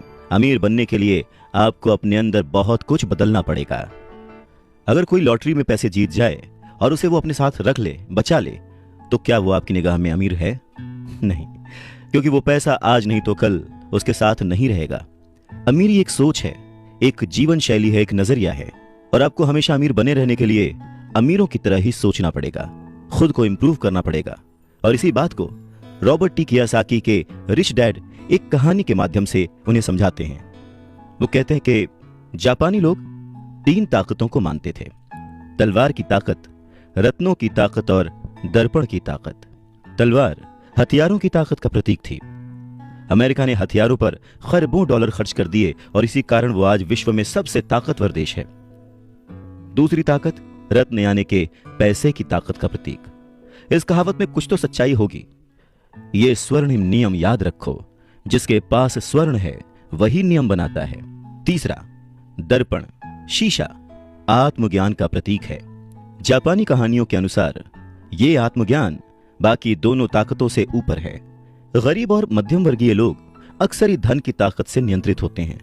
वो सुबह सुबह उठते हैं और नौकरी करने के लिए भागम भाग मचा देते हैं, बिना खुद से ये पूछे कि क्या ऐसा करना समझदारी है। पैसे की समझ ना होने के कारण ज्यादातर लोग पैसे की डरावनी ताकत को ये इजाजत दे देते हैं कि वो उन्हें काबू में कर ले। पैसा उन्हें कंट्रोल करने लगता है।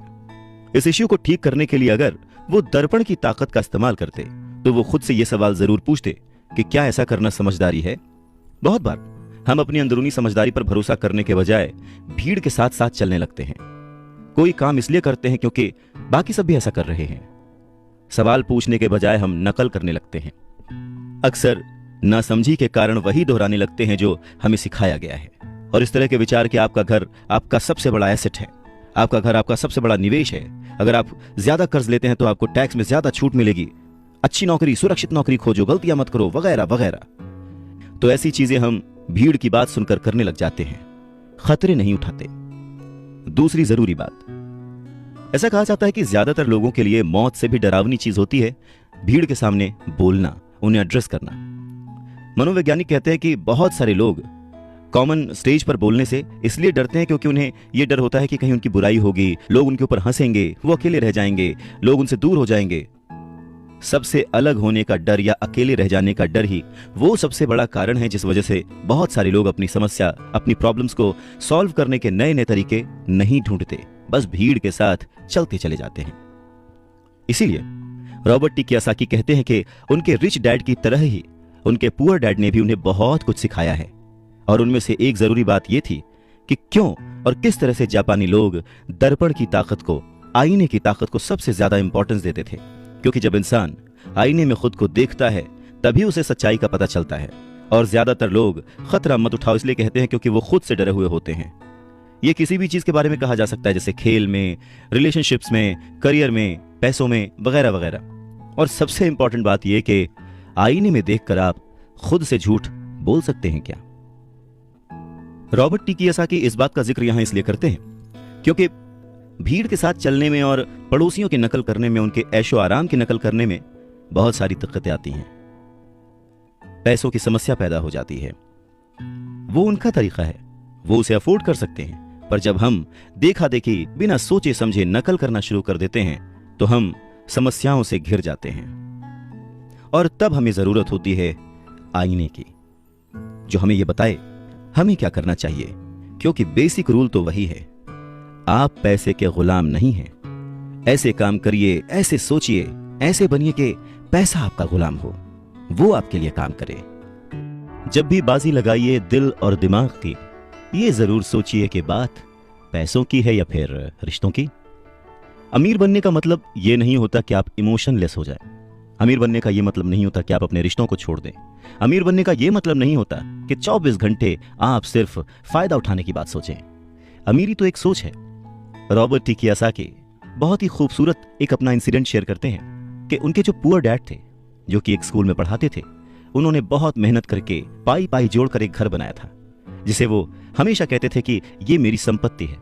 रॉबर्ट टी कियोसाकी जब अपने रिच डैड की संगत में आए, तब उन्होंने जाना कि संपत्ति और दायित्व में डिफरेंस क्या है, एसेट और लायबिलिटी में डिफरेंस क्या है। और तब वो हमेशा अपने डैड को बोलते, डैड ये जो आपने लिया है ये आपका एसेट नहीं, ये आपकी लायबिलिटी है। और इस बात पे वो दोनों घंटों बहस किया करते थे। और लायबिलिटी और एसेट के कॉन्सेप्ट को समझाने के लिए वो उन्हें वही सारी बातें एक्सप्लेन करते, जैसे कि एसेट वो होता है जो आपको कमा के देता है, जिस पे आपको और खर्च नहीं करना होता, और लायबिलिटी वो है जिसमें 75 तरह के खर्च होते हैं।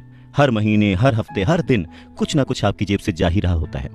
आगे रॉबर्ट टी कियोसाकी कहते हैं कि जब भी लोग उनसे बात बात पर बहस करते हैं कि उनका घर संपत्ति क्यों नहीं है, तो वो जानते हैं कि बहुत से लोग ये बात अपने दिमाग से नहीं, अपने दिल से कह रहे हैं, क्योंकि किसी के लिए भी अपना घर बनाना सबसे बड़ा सपना होता है और इसीलिए वो उसमें अपने पैसे लगाते हैं। अपने घर का मालिक होने से ज्यादा अच्छा कुछ भी महसूस नहीं होता है। पर दिल और दिमाग के बीच लायबिलिटी और एसेट्स के कॉन्सेप्ट को समझाने के लिए रॉबर्ट टी कियोसाकी एक और बात कहते हैं। वो इस तरह समझाते हैं कि मान लीजिए वो और उनकी पत्नी एक बड़ा सा घर खरीदते हैं, तो होगा क्या कि उसमें उनके बहुत सारे पैसे खर्च हो जाएंगे, जो कि शायद फिजूल ही हों। हालांकि बहुत सारे लोग इस बात से अग्री नहीं करेंगे, सहमत नहीं होंगे, क्योंकि घर एक भावनात्मक चीज है, इमोशन है, और इमोशन हमेशा दिमाग पर भारी पड़ता है। जब भी लोग दिल से सोचते हैं तो दिमाग की बातें उन्हें गलत लगती हैं। पर फिर रॉबर्ट टी कियोसाकी आगे एक्सप्लेन करते हैं कि वो सही कैसे हैं और एक घर एसेट क्यों नहीं है। वो कहते हैं कि जब घर की बात आती है तो मैं ये बताना चाहता हूं कि ज्यादातर लोग उस घर की कीमत चुकाने के लिए जिंदगी भर काम करते हैं। ज्यादातर लोग एक घर खरीदने के कुछ सालों बाद दूसरा घर खरीदते हैं, और हर बार पहले मकान के लिए जो कर्ज वो लेते हैं उस पर उनके पास हर बार फिर से 30 साल का नया कर्ज आ जाता है। हालांकि लोगों को मॉर्टगेज पेमेंट पर ब्याज के लिए टैक्स में छूट मिलती है, पर वो अपने दीगर खर्चों के लिए टैक्स के बाद मिलने वाले रुपयों का उपयोग करते हैं। अपनी मॉर्टगेज पूरी तरह से चुकाने के बाद भी प्रॉपर्टी टैक्स। उनकी पत्नी के मम्मी डैडी को यह बात सुनकर बहुत धक्का लगा जब उनके घर का प्रॉपर्टी टैक्स $1000 प्रति माह तक पहुंच गया था। और यह तब हुआ था जब वो रिटायर हो चुके थे। $1000 बहुत बड़ी रकम होती है। अगर हम उसको इंडियन करेंसी में चेक करें तो शायद 70-80 हजार रुपए, या शायद उससे भी ज्यादा। और ये तब हुआ था जब वो रिटायर हो चुके थे। इस बढ़ोतरी से उनका रिटायरमेंट के बाद का बजट जो है वो बिगड़ गया था और उन्हें अपना वो मकान छोड़ना पड़ा। अच्छा, एक और मिथ है कि घर की कीमत जो है हमेशा बढ़ती रहती है। ऐसा नहीं है। बहुत सारे ऐसे लोग हैं जिन्होंने कर्ज लेके घर खरीदा, और वो घर उन्होंने जितने में खरीदा आज उसकी कीमत आधे से भी कम है। इन सब नुकसानों से ऊपर सबसे बड़ा नुकसान क्या है पता है? आपका लिक्विड कैश। वो लिक्विड कैश जो कि किसी सही जगह पर लग सकता था, वो घर में फंस गया। अगर आपका सारा पैसा मकान में फंसा रहता है तो आपको ज्यादा कड़ी मेहनत करनी पड़ती है ताकि आपका खर्चा चलता रहे। इस दौरान आपकी संपत्ति वाले कॉलम में कोई बढ़ोतरी नहीं होती, मतलब आप और कोई एसेट नहीं बना पाते। अगर एक यंग पति पत्नी, यंग कपल शुरुआत में ही अपना पैसा अपने एसेट वाले कॉलम में लगाए तो उनके आगे के साल बहुत ही आराम से गुजरेंगे, खासकर उस समय जब वो अपने बच्चों को कॉलेज में भेजेंगे। इस दौरान उनकी संपत्ति भी बढ़ जाएगी और उनके खर्चे भी आराम से चलते रहेंगे। तो अगर कम शब्दों में समझे तो ये कि घर खरीदने का फैसला जो है ना वो बहुत ही खर्चीला होता है। इसके बजाय बेहतर यह होगा कि जल्दी ही इन्वेस्टमेंट पोर्टफोलियो बना लिया जाए। देखिए, घर खरीदने का असर किसी भी आदमी पर 3 तरह से पड़ता है। पहला, समय की बर्बादी, क्योंकि इस पूरे दौरान दूसरी संपत्तियों का मूल्य बढ़ चुका होता है। एक्स्ट्रा पूंजी की बर्बादी, एक्स्ट्रा पैसे की बर्बादी जिसे दोबारा निवेश किया जा सकता था, जबकि घर खरीदने के बाद आपको घर से सीधे जुड़े हुए बहुत से खर्च उठाने पड़ते हैं। तीसरा, शिक्षा की बर्बादी। अक्सर ऐसा होता है कि लोग ये मानते हैं कि उनके जो एसेट्स वाले कॉलम में, संपत्ति वाले कॉलम में उनका घर, बचत और रिटायरमेंट प्लान आते हैं। अब क्योंकि उनके पास इन्वेस्ट करने के लिए पैसा नहीं है, इसलिए वो बिल्कुल भी इन्वेस्ट नहीं कर पाते। इस कारण उन्हें इन्वेस्टमेंट का अनुभव कभी मिल ही नहीं पाता। ज्यादातर लोग कभी एक समझदार इन्वेस्टर नहीं बन पाते, और सबसे बढ़िया इन्वेस्टमेंट अक्सर सबसे पहले समझदार इन्वेस्टर्स को बेचे जाते हैं, जो बाद में उन्हें ज्यादा दामों पर सुरक्षित रहने वाले लोगों को बेचते हैं, उन लोगों को बेचते हैं जो रिस्क नहीं उठाना चाहते। तो रॉबर्ट टी कियोसाकी के जो पुअर डैड थे, जो कि बहुत ही पढ़े लिखे थे, उनका फाइनेंशियल स्टेटमेंट चूहा दौड़ में फंसे व्यक्ति का सबसे अच्छा उदाहरण है। नौकरी की, जिंदगी भर पाई पाई इकट्ठा की, घर खरीदा और उस घर का खर्च चलाने के लिए जिंदगी भर मेहनत करते रहे। उनके खर्च हमेशा उनकी आमदनी से ज्यादा होते थे। और यहाँ पर रॉबर्ट टी कियोसाकी एक बात बहुत अच्छे से समझाना चाहते हैं कि अगर आप इंडिपेंडेंट बनना चाहते हैं, अमीर बनना चाहते हैं, तो आपके खर्चे कभी भी आपकी आमदनी से ज्यादा नहीं होने चाहिए। कौन कितना अमीर है, अगर ये जानना है तो समझें कि उसकी कमाई हुई दौलत किसी आदमी की वो योग्यता है जिसके सहारे वो आगे कई दिनों तक जिंदा रह सकता है। यानी अगर वो आज काम करना बंद कर दे तो वो बिना कमाए कितने दिनों तक जिंदा रह सकता है, यही उसकी अमीरी है। रॉबर्ट टी कियोसाकी कहते हैं कि आज की कर्जदार सोसाइटी दो बातें मानती है। पहली ये कि खुद का एक घर होना चाहिए, दूसरी ये कि अगर सैलरी बढ़ गई है तो फिर एक ज्यादा बड़ा घर खरीद सकते हैं। पर ऐसी सोच, ऐसी स्ट्रैटेजी की वजह से परिवार ज्यादा कर्ज में फंस जाता है। लोग बुरी तरह से पैसों की तंगी का सामना करने लगते हैं। वो लोग अपनी जॉब्स में बहुत अच्छी सैलरी उठा रहे होते हैं, लेकिन इस सोच की वजह से वो सेविंग नहीं कर पाते। इसे हाई रिस्क लिविंग या जोखिम भरी जीवन शैली कह सकते हैं। और इसका कारण छोटा सा है, ऐसे लोगों में पैसे की समझ ना होना, पैसे को कैसे मैनेज करते हैं ये पता ना होना। 90s के दशक में जॉब्स में बहुत ज्यादा गिरावट आई थी, रिसेशन आया था, और तब ये बात पता चली कि जो मिडिल क्लास है वो पैसे के मामले में कितना सुरक्षित है। तब से लेकर आज तक बहुत कुछ बदला है। अच्छी बात यह है कि आज लोग ज्यादा अवेयर्ड हैं, उन्होंने सही जगहों पर इन्वेस्ट करना शुरू कर दिया। और म्यूचुअल फंड में लोगों ने ज्यादा इन्वेस्ट इसलिए किया क्योंकि उन्हें लगता है कि वो ज्यादा सुरक्षित है। औसत म्यूचुअल फंड खरीदने वाले आदमी नौकरी में, टैक्स और मॉर्गेज चुकाने में, अपने बच्चों की कॉलेज की फीस देने के लिए पैसे बचाने में, अपना क्रेडिट कार्ड का हिसाब साफ करने में बहुत ज्यादा बिजी रहते हैं। इतना उनके पास वक्त नहीं होता कि वो ये आर्ट सीख लें कि किस तरह से म्यूचुअल फंड लिया जाए या किस तरह से इन्वेस्ट किया जाए। तो फिर वो क्या करते हैं, फिर वो किसी दूसरे को हायर करते हैं, उसकी काबिलियत पर भरोसा करते हैं, और वो जैसा कहता जाता है वो ऐसा करते जाते हैं। क्योंकि जो पढ़ा लिखा मिडिल क्लास वर्ग है जो कि पैसे को संभालना नहीं जानता, वो हमेशा यही सोचता है जोखिम मत उठाओ, सुरक्षित रहो। और असली प्रॉब्लम यही है कि पैसे की समझ न होने के कारण लोग खतरों का सामना करते हैं। उनके सेफ रहने के पीछे की इच्छा, यानी हमें कुछ ना हो, उसके पीछे का असल कारण यह होता है कि उनके पास पैसे की तंगी होती है। उनकी जो बैलेंस शीट होती है उसमें खर्चे ज्यादा होते हैं, इनकम कम होती है। या यूं कहें कि उनकी संपत्ति वाला यानी एसेट वाला कॉलम खाली रहता है तो कोई गलत बात नहीं होगी। और जब सचमुच जिंदगी में वो once in a lifetime वाला मौका आता है ना, तो ये लोग उस मौके का फायदा नहीं उठा पाते क्योंकि इनके पास पैसे ही नहीं होते इन्वेस्ट करने के लिए। अगर पैसे की समझ आपको है तो आप थोड़ा थोड़ा निवेश करके, बूंद बूंद से सागर भर के अमीर हो सकते हैं। आप सूझबूझ के साथ सही जगह पर इन्वेस्टमेंट करके अपने 5,000 रुपए को 10 लाख रुपयों में कन्वर्ट कर सकते हैं। पर प्रॉब्लम सोच की है। ये जो गरीब वर्ग या मिडिल क्लास जो वर्ग है वो ऐसे इन्वेस्टमेंट्स को बहुत ही जोखिम भरा मानता है। पर वो ये नहीं जानता कि प्रॉब्लम इन्वेस्टमेंट में नहीं है, प्रॉब्लम उनकी सोच में है, उनकी नासमझी में है। वो ये नहीं जानते कि पैसा कहाँ लगाना है।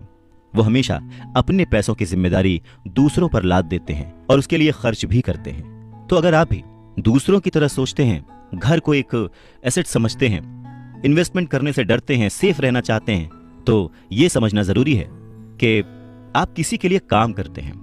सैलरी पर काम करने वाले बहुत ज्यादा लोग मालिक को या फिर अपने शेयर होल्डर्स को अमीर बना रहे होते हैं। एक्चुअली वो उनके लिए काम कर रहे होते हैं। आपकी कोशिशें, मेहनत और सफलता से दरअसल आप नहीं सफल होते, आपका मालिक सफल होता है और उसे उसके रिटायरमेंट के लिए मदद मिल रही होती है। अच्छा, दूसरा, आप सरकार के लिए काम करते हैं। आप समझ सकते हैं कि जब आप काम करते हैं, पैसे कमाते हैं, तो उसका एक हिस्सा टैक्स के रूप में सरकार को जाता है। तीसरा, अगर आपके पास घर है जिसे आप अपना एसेट मानते हैं, जो कि दरअसल एक लायबिलिटी है, तो आप बैंक्स के लिए काम करते हैं। क्यों? क्योंकि आपने उन घरों के ऊपर लोन ले रखा है और वो लोन चुकाने के लिए, क्रेडिट कार्ड का कर्ज चुकाने के लिए आप दिन रात मेहनत करते हैं। तो अगर आप सिर्फ ज्यादा कड़ी मेहनत से काम करते जाएं, तो समस्या यह है कि तीनों ही मामलों में आपको और ज्यादा मेहनत करनी पड़ेगी और फायदा आपको नहीं मिलेगा, किसी और को मिलेगा। तो आपको यह सीखना पड़ेगा कि आपकी ज्यादा मेहनत से किस तरह आपको और आपके परिवार को फायदा हो। मान लीजिए कि अगर आप ये फैसला कर भी लेते हैं कि आप सिर्फ अपने काम से काम रखेंगे, पर पैसों की समझ न होने के कारण, उसे मैनेज करने की समझ न होने के कारण आपको ये नहीं पता होता कि आपके लक्ष्य को किस तरह से निर्धारित किया जाए। अक्सर लोग अपने प्रोफेशन को बनाए रखना चाहते हैं, अपनी सैलरी के सहारे ही अपनी संपत्ति को, अपने एसेट्स को खड़ा करना चाहते हैं। पर जब उनकी संपत्ति बढ़ती है तो वो किस तरह अपनी सफलता का आकलन करते हैं, कब कोई दूसरा आदमी ये महसूस करता है कि वो अमीर है, कि उसके पास दौलत है, और संपत्ति और दायित्व के बीच का बैलेंस कैसा है, ये सब बातें भी समझना उतना ही जरूरी है। तो फिर सवाल वही है कि अमीर कैसे बना जाए।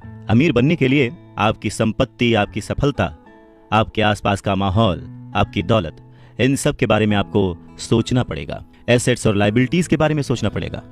सबसे इंपॉर्टेंट है कि अपने दिमाग को हमेशा खुला रखना पड़ेगा, क्योंकि ये जिंदगी भर का सब्जेक्ट है। आपको ये सब्जेक्ट जिंदगी भर पढ़ना है, सीखना है और अमीरी की राह पर आगे बढ़ते जाना है। आधी छोड़ पूरी को धावे, पूरी मिले न आधी पावे। मुश्किल के दौर में, गरीबी के दौर में अपने आप को कैसे संभाला जाए, अपने आप को कैसे गरीबी से उबारा जाए, इस बात को समझाने के लिए रॉबर्ट टी कियोसाकी बहुत ही अच्छा एग्जाम्पल देते हैं। वो कहते हैं कि एक दिन कर्ज लेने के लिए, क्योंकि उनकी माली हालत खराब हो गई थी, तो उन्होंने अपने नए गोल्फ क्लब, आर्ट कलेक्शन, किताबें, स्टीरियो, टेलीविजन, उनके महंगे कपड़े, घड़ियां, जूते और बहुत सारे ऐसी चीजें लोन वाले पेपर में जो संपत्ति वाला कॉलम होता है उसमें लिख दिया, एसेट्स में लिख दिया और भेज दिया। उन्हें लगा कि मेरे पास इतनी चीजें हैं तो लोन अप्रूव हो जाएगा, पर उनका लोन का जो पेपर था, एप्लीकेशन पेपर, वो रिजेक्ट कर दिया गया। क्यों? क्योंकि उनका बहुत सारा इन्वेस्टमेंट फिजूल था। लोन कमेटी को वो बात एकदम भी समझ नहीं आई। वो ये जानना चाहते थे कि उनके पास एक नॉर्मल सी नौकरी क्यों नहीं है जिसमें वेतन मिलता है। उन्होंने उनके महंगे कपड़े और महंगे जो खेल का सामान था उनके बारे में कोई सवाल नहीं किया। जिंदगी में कई बार ऐसी कठिनाइयां आती हैं जब आप स्टैंडर्ड प्रोफाइल में फिट नहीं होते हैं। वो कहते हैं कि उन्हें बड़ा ही अचंभा होता है जब वो किसी को ये कहते हुए सुनते हैं कि उसकी नेटवर्थ करोड़ों रुपए है, लाखों रुपए है, क्योंकि नेटवर्थ के सटीक ना होने का एक खास कारण है। वो ये कि जिस पल आप अपनी संपत्तियों को, एसेट्स को बेचना शुरू करते हैं ना, उनका प्राइस, उनका रेट, उनका दाम बहुत कम हो चुका होता है। ऊपर से उन पर आपको टैक्स भी चुकाना पड़ता है और इतनी सारी चीजें आपको पैसे के संकट में डाल देती हैं, गरीबी में फंसा देती हैं। पैसा इकट्ठा करने के लिए वो अपनी प्रॉपर्टीज बेचते हैं, एसेट्स बेचते हैं। पहले तो वो अपनी पर्सनल प्रॉपर्टीज बेचते हैं जो कि सच कहें तो बहुत ही कम बिकती हैं, और अगर बिकती भी हैं तो उस पर टैक्स होता है। तो इस तरह से एक बार फिर से सरकार फायदे में से अपना हिस्सा ले लेती है, बैंक अपना हिस्सा ले लेता है और जो काम कर रहा होता है वो कर्ज में डूब जाता है। तो सीख यही है कि इन सारी चीजों में फंसने के बजाय अपने काम से काम रखिए। जो कर रहे हैं वो करते चलिए, कुछ भी छोड़िए नहीं, पर हाँ थोड़ी एक्स्ट्रा मेहनत करके, थोड़ी एक्स्ट्रा समझदारी से, फाइनेंशियल लिटरेसी से पैसों को यूज करने का, पैसों को इन्वेस्ट करने का हुनर सीखिए। थोड़ा थोड़ा करके एसेट्स बनाते जाइए, पर हाँ ऐसी चीजों को खरीदने से बचिए जिनकी कीमत एक बार घर लाने पर कम हो जाती है, क्योंकि ये चीजें कभी भी एसेट्स नहीं हो सकती। गरीबी से बचने का एक दूसरा तरीका यह है कि अपने खर्च कम कर लें, अपनी रिस्पॉन्सिबिलिटीज को और घटा लें और मेहनत ज्यादा करना शुरू कर दें जिससे इनकम ज्यादा हो। अब बहुत सारे लोगों को इस बात में कंफ्यूजन हो सकती है कि सही जगह निवेश करने का क्या मतलब है, सही इन्वेस्टमेंट क्या है। तो रॉबर्ट टी कियोसाकी कहते हैं कि ऐसा काम करें जिसमें आपकी मौजूदगी की जरूरत ना हो। स्टॉक्स, बॉन्ड खरीदें, म्यूचुअल फंड खरीदें, आमदनी देने वाले रियल एस्टेट में खर्च करें, अपने आप को ग्रूम करने में पैसे खर्च करें, एजुकेशन में जैसे कि म्यूजिक, लिखना, पेटेंट, स्पोर्ट्स और ऐसी हर चीज जो कीमती है जिसे खरीदने के बाद आपको पैसे मिलते हैं, ना कि आपको उसमें पैसे लगाने पड़ते हैं, उस हर चीज में आप इन्वेस्ट कर सकते हैं। सबसे जरूरी बात, आप जहां भी इन्वेस्ट करते हैं हमेशा ध्यान रखें कि उस इन्वेस्टमेंट से आपको प्यार हो। जैसे कि रॉबर्ट टी कियोसाकी को इमारतों से और जमीन से प्यार था, तो उन्होंने बहुत सारा इन्वेस्टमेंट रियल एस्टेट में किया। जब पैसे खर्च ही नहीं करने हैं तो फिर कमाएं क्यों, और ऐसी अमीरी का क्या फायदा? यह सवाल हम सभी के मन में आ सकता है। इस बात पर रॉबर्ट टी कियोसाकी कहते हैं कि यह सिर्फ सोच का अंतर है। जो अमीर आदमी होता है वो भी ये चीजें खरीदता है, वो विलासिता की चीजें खरीदता है, लेकिन सबसे बाद में पहले वो ये देखता है कि क्या करने से उसे फायदा हो सकता है और किस चीज की उसे सबसे ज्यादा जरूरत है। वहीं उल्टा जो मिडिल क्लास आदमी है या गरीब आदमी है, वो थोड़ा सा पैसा आने पर भी सबसे पहले वो अपने शौक पूरे करता है, घर, हीरे, ज्वेलरी, गाड़ियां, कुछ भी खरीद लेता है। अमीर आदमियों के पास भी ये सब होता है, पर फर्क सिर्फ इतना है कि वो उधार के दलदल में नहीं फंसते। वो लोग जिनके पास पीढ़ियों से पैसा है, जो लंबे समय से अमीर हैं, वो अपनी अर्निंग वाले कॉलम को सबसे पहले बनाते हैं, उसे सिक्योर करते हैं। उसके बाद उनके एसेट्स वाले कॉलम से जो आमदनी होती है, जो इनकम होती है, उससे वो अपनी लग्जूरियस लाइफ जीते हैं, एंजॉय करते हैं। गरीब और मिडिल क्लास आदमी अपनी खून पसीने की कमाई और बच्चों की विरासत की कीमत पर ये चीजें खरीदता है, लोन लेता है। सच्ची लग्जरी असली संपत्ति में निवेश करने और उसे विकसित करने का प्रोत्साहन देती है, उसे बढ़ावा देती है। रॉबर्ट टी कियोसाकी इस बात को एक एग्जाम्पल से समझाते हैं कि जब उनकी वाइफ और उनके पास उनके अपार्टमेंट से अतिरिक्त पैसा आने लगा, रेंट या कुछ भी, तब वो बाजार गए और उन्होंने अपने लिए एक महंगी गाड़ी खरीदी। इसमें जरा सी भी मेहनत नहीं लगी या जोखिम नहीं था, क्योंकि वो पैसा उन्होंने अपनी सेविंग्स से नहीं बल्कि अपार्टमेंट हाउस के इनकम से खरीदा था। पर इसके लिए उन्होंने 4 साल तक इंतजार किया, पेशेंस के साथ थोड़ा थोड़ा पैसा इकट्ठा करते रहे, और जब रियल एस्टेट पोर्टफोलियो बढ़ा तो आखिरकार वो उन्हें इतना पैसा दे गया कि एक महंगी कार खरीदी जा सके। ज्यादातर लोग अक्सर इच्छा जागने पर बिना सोचे समझे जाते हैं और कर्ज पर कार या कोई और चीज खरीद लाते हैं। हो सकता है कि वो अपनी जिंदगी से ऊब चुके हों या उन्हें सिर्फ एक नए खिलौने की जरूरत हो, पर कर्ज पर ऐसी चीज खरीदने से देर सवेर वो आदमी उस चीज से चिढ़ने लगता है, उसका इंटरेस्ट खत्म हो जाता है, उससे उसमें मजा नहीं आता, क्योंकि उस चीज को खरीदने के लिए जो कर्ज लिया गया है वो उस आदमी के सर पर भार बन जाता है।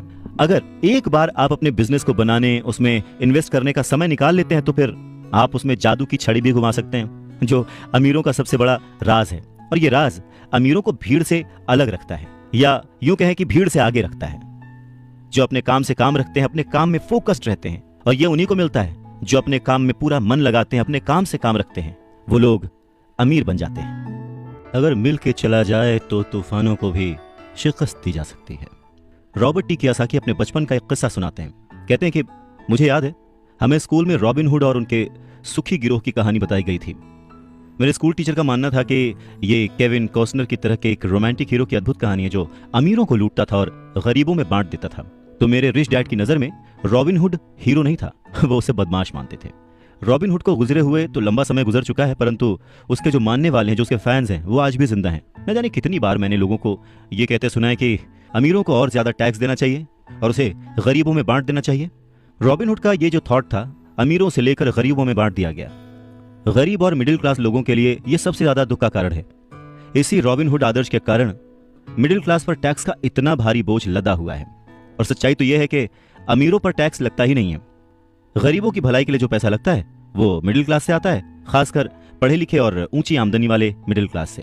और टैक्स के बारे में अगर हम पूरी तरह से समझना चाहें तो हमें थोड़ा सा इतिहास में, हिस्ट्री में जाना पड़ेगा। रॉबर्ट टी कियोसाकी बताते हैं कि उनके रिच डैड ने बताया था कि इंग्लैंड और अमेरिका में पहले कोई टैक्स नहीं लगते थे।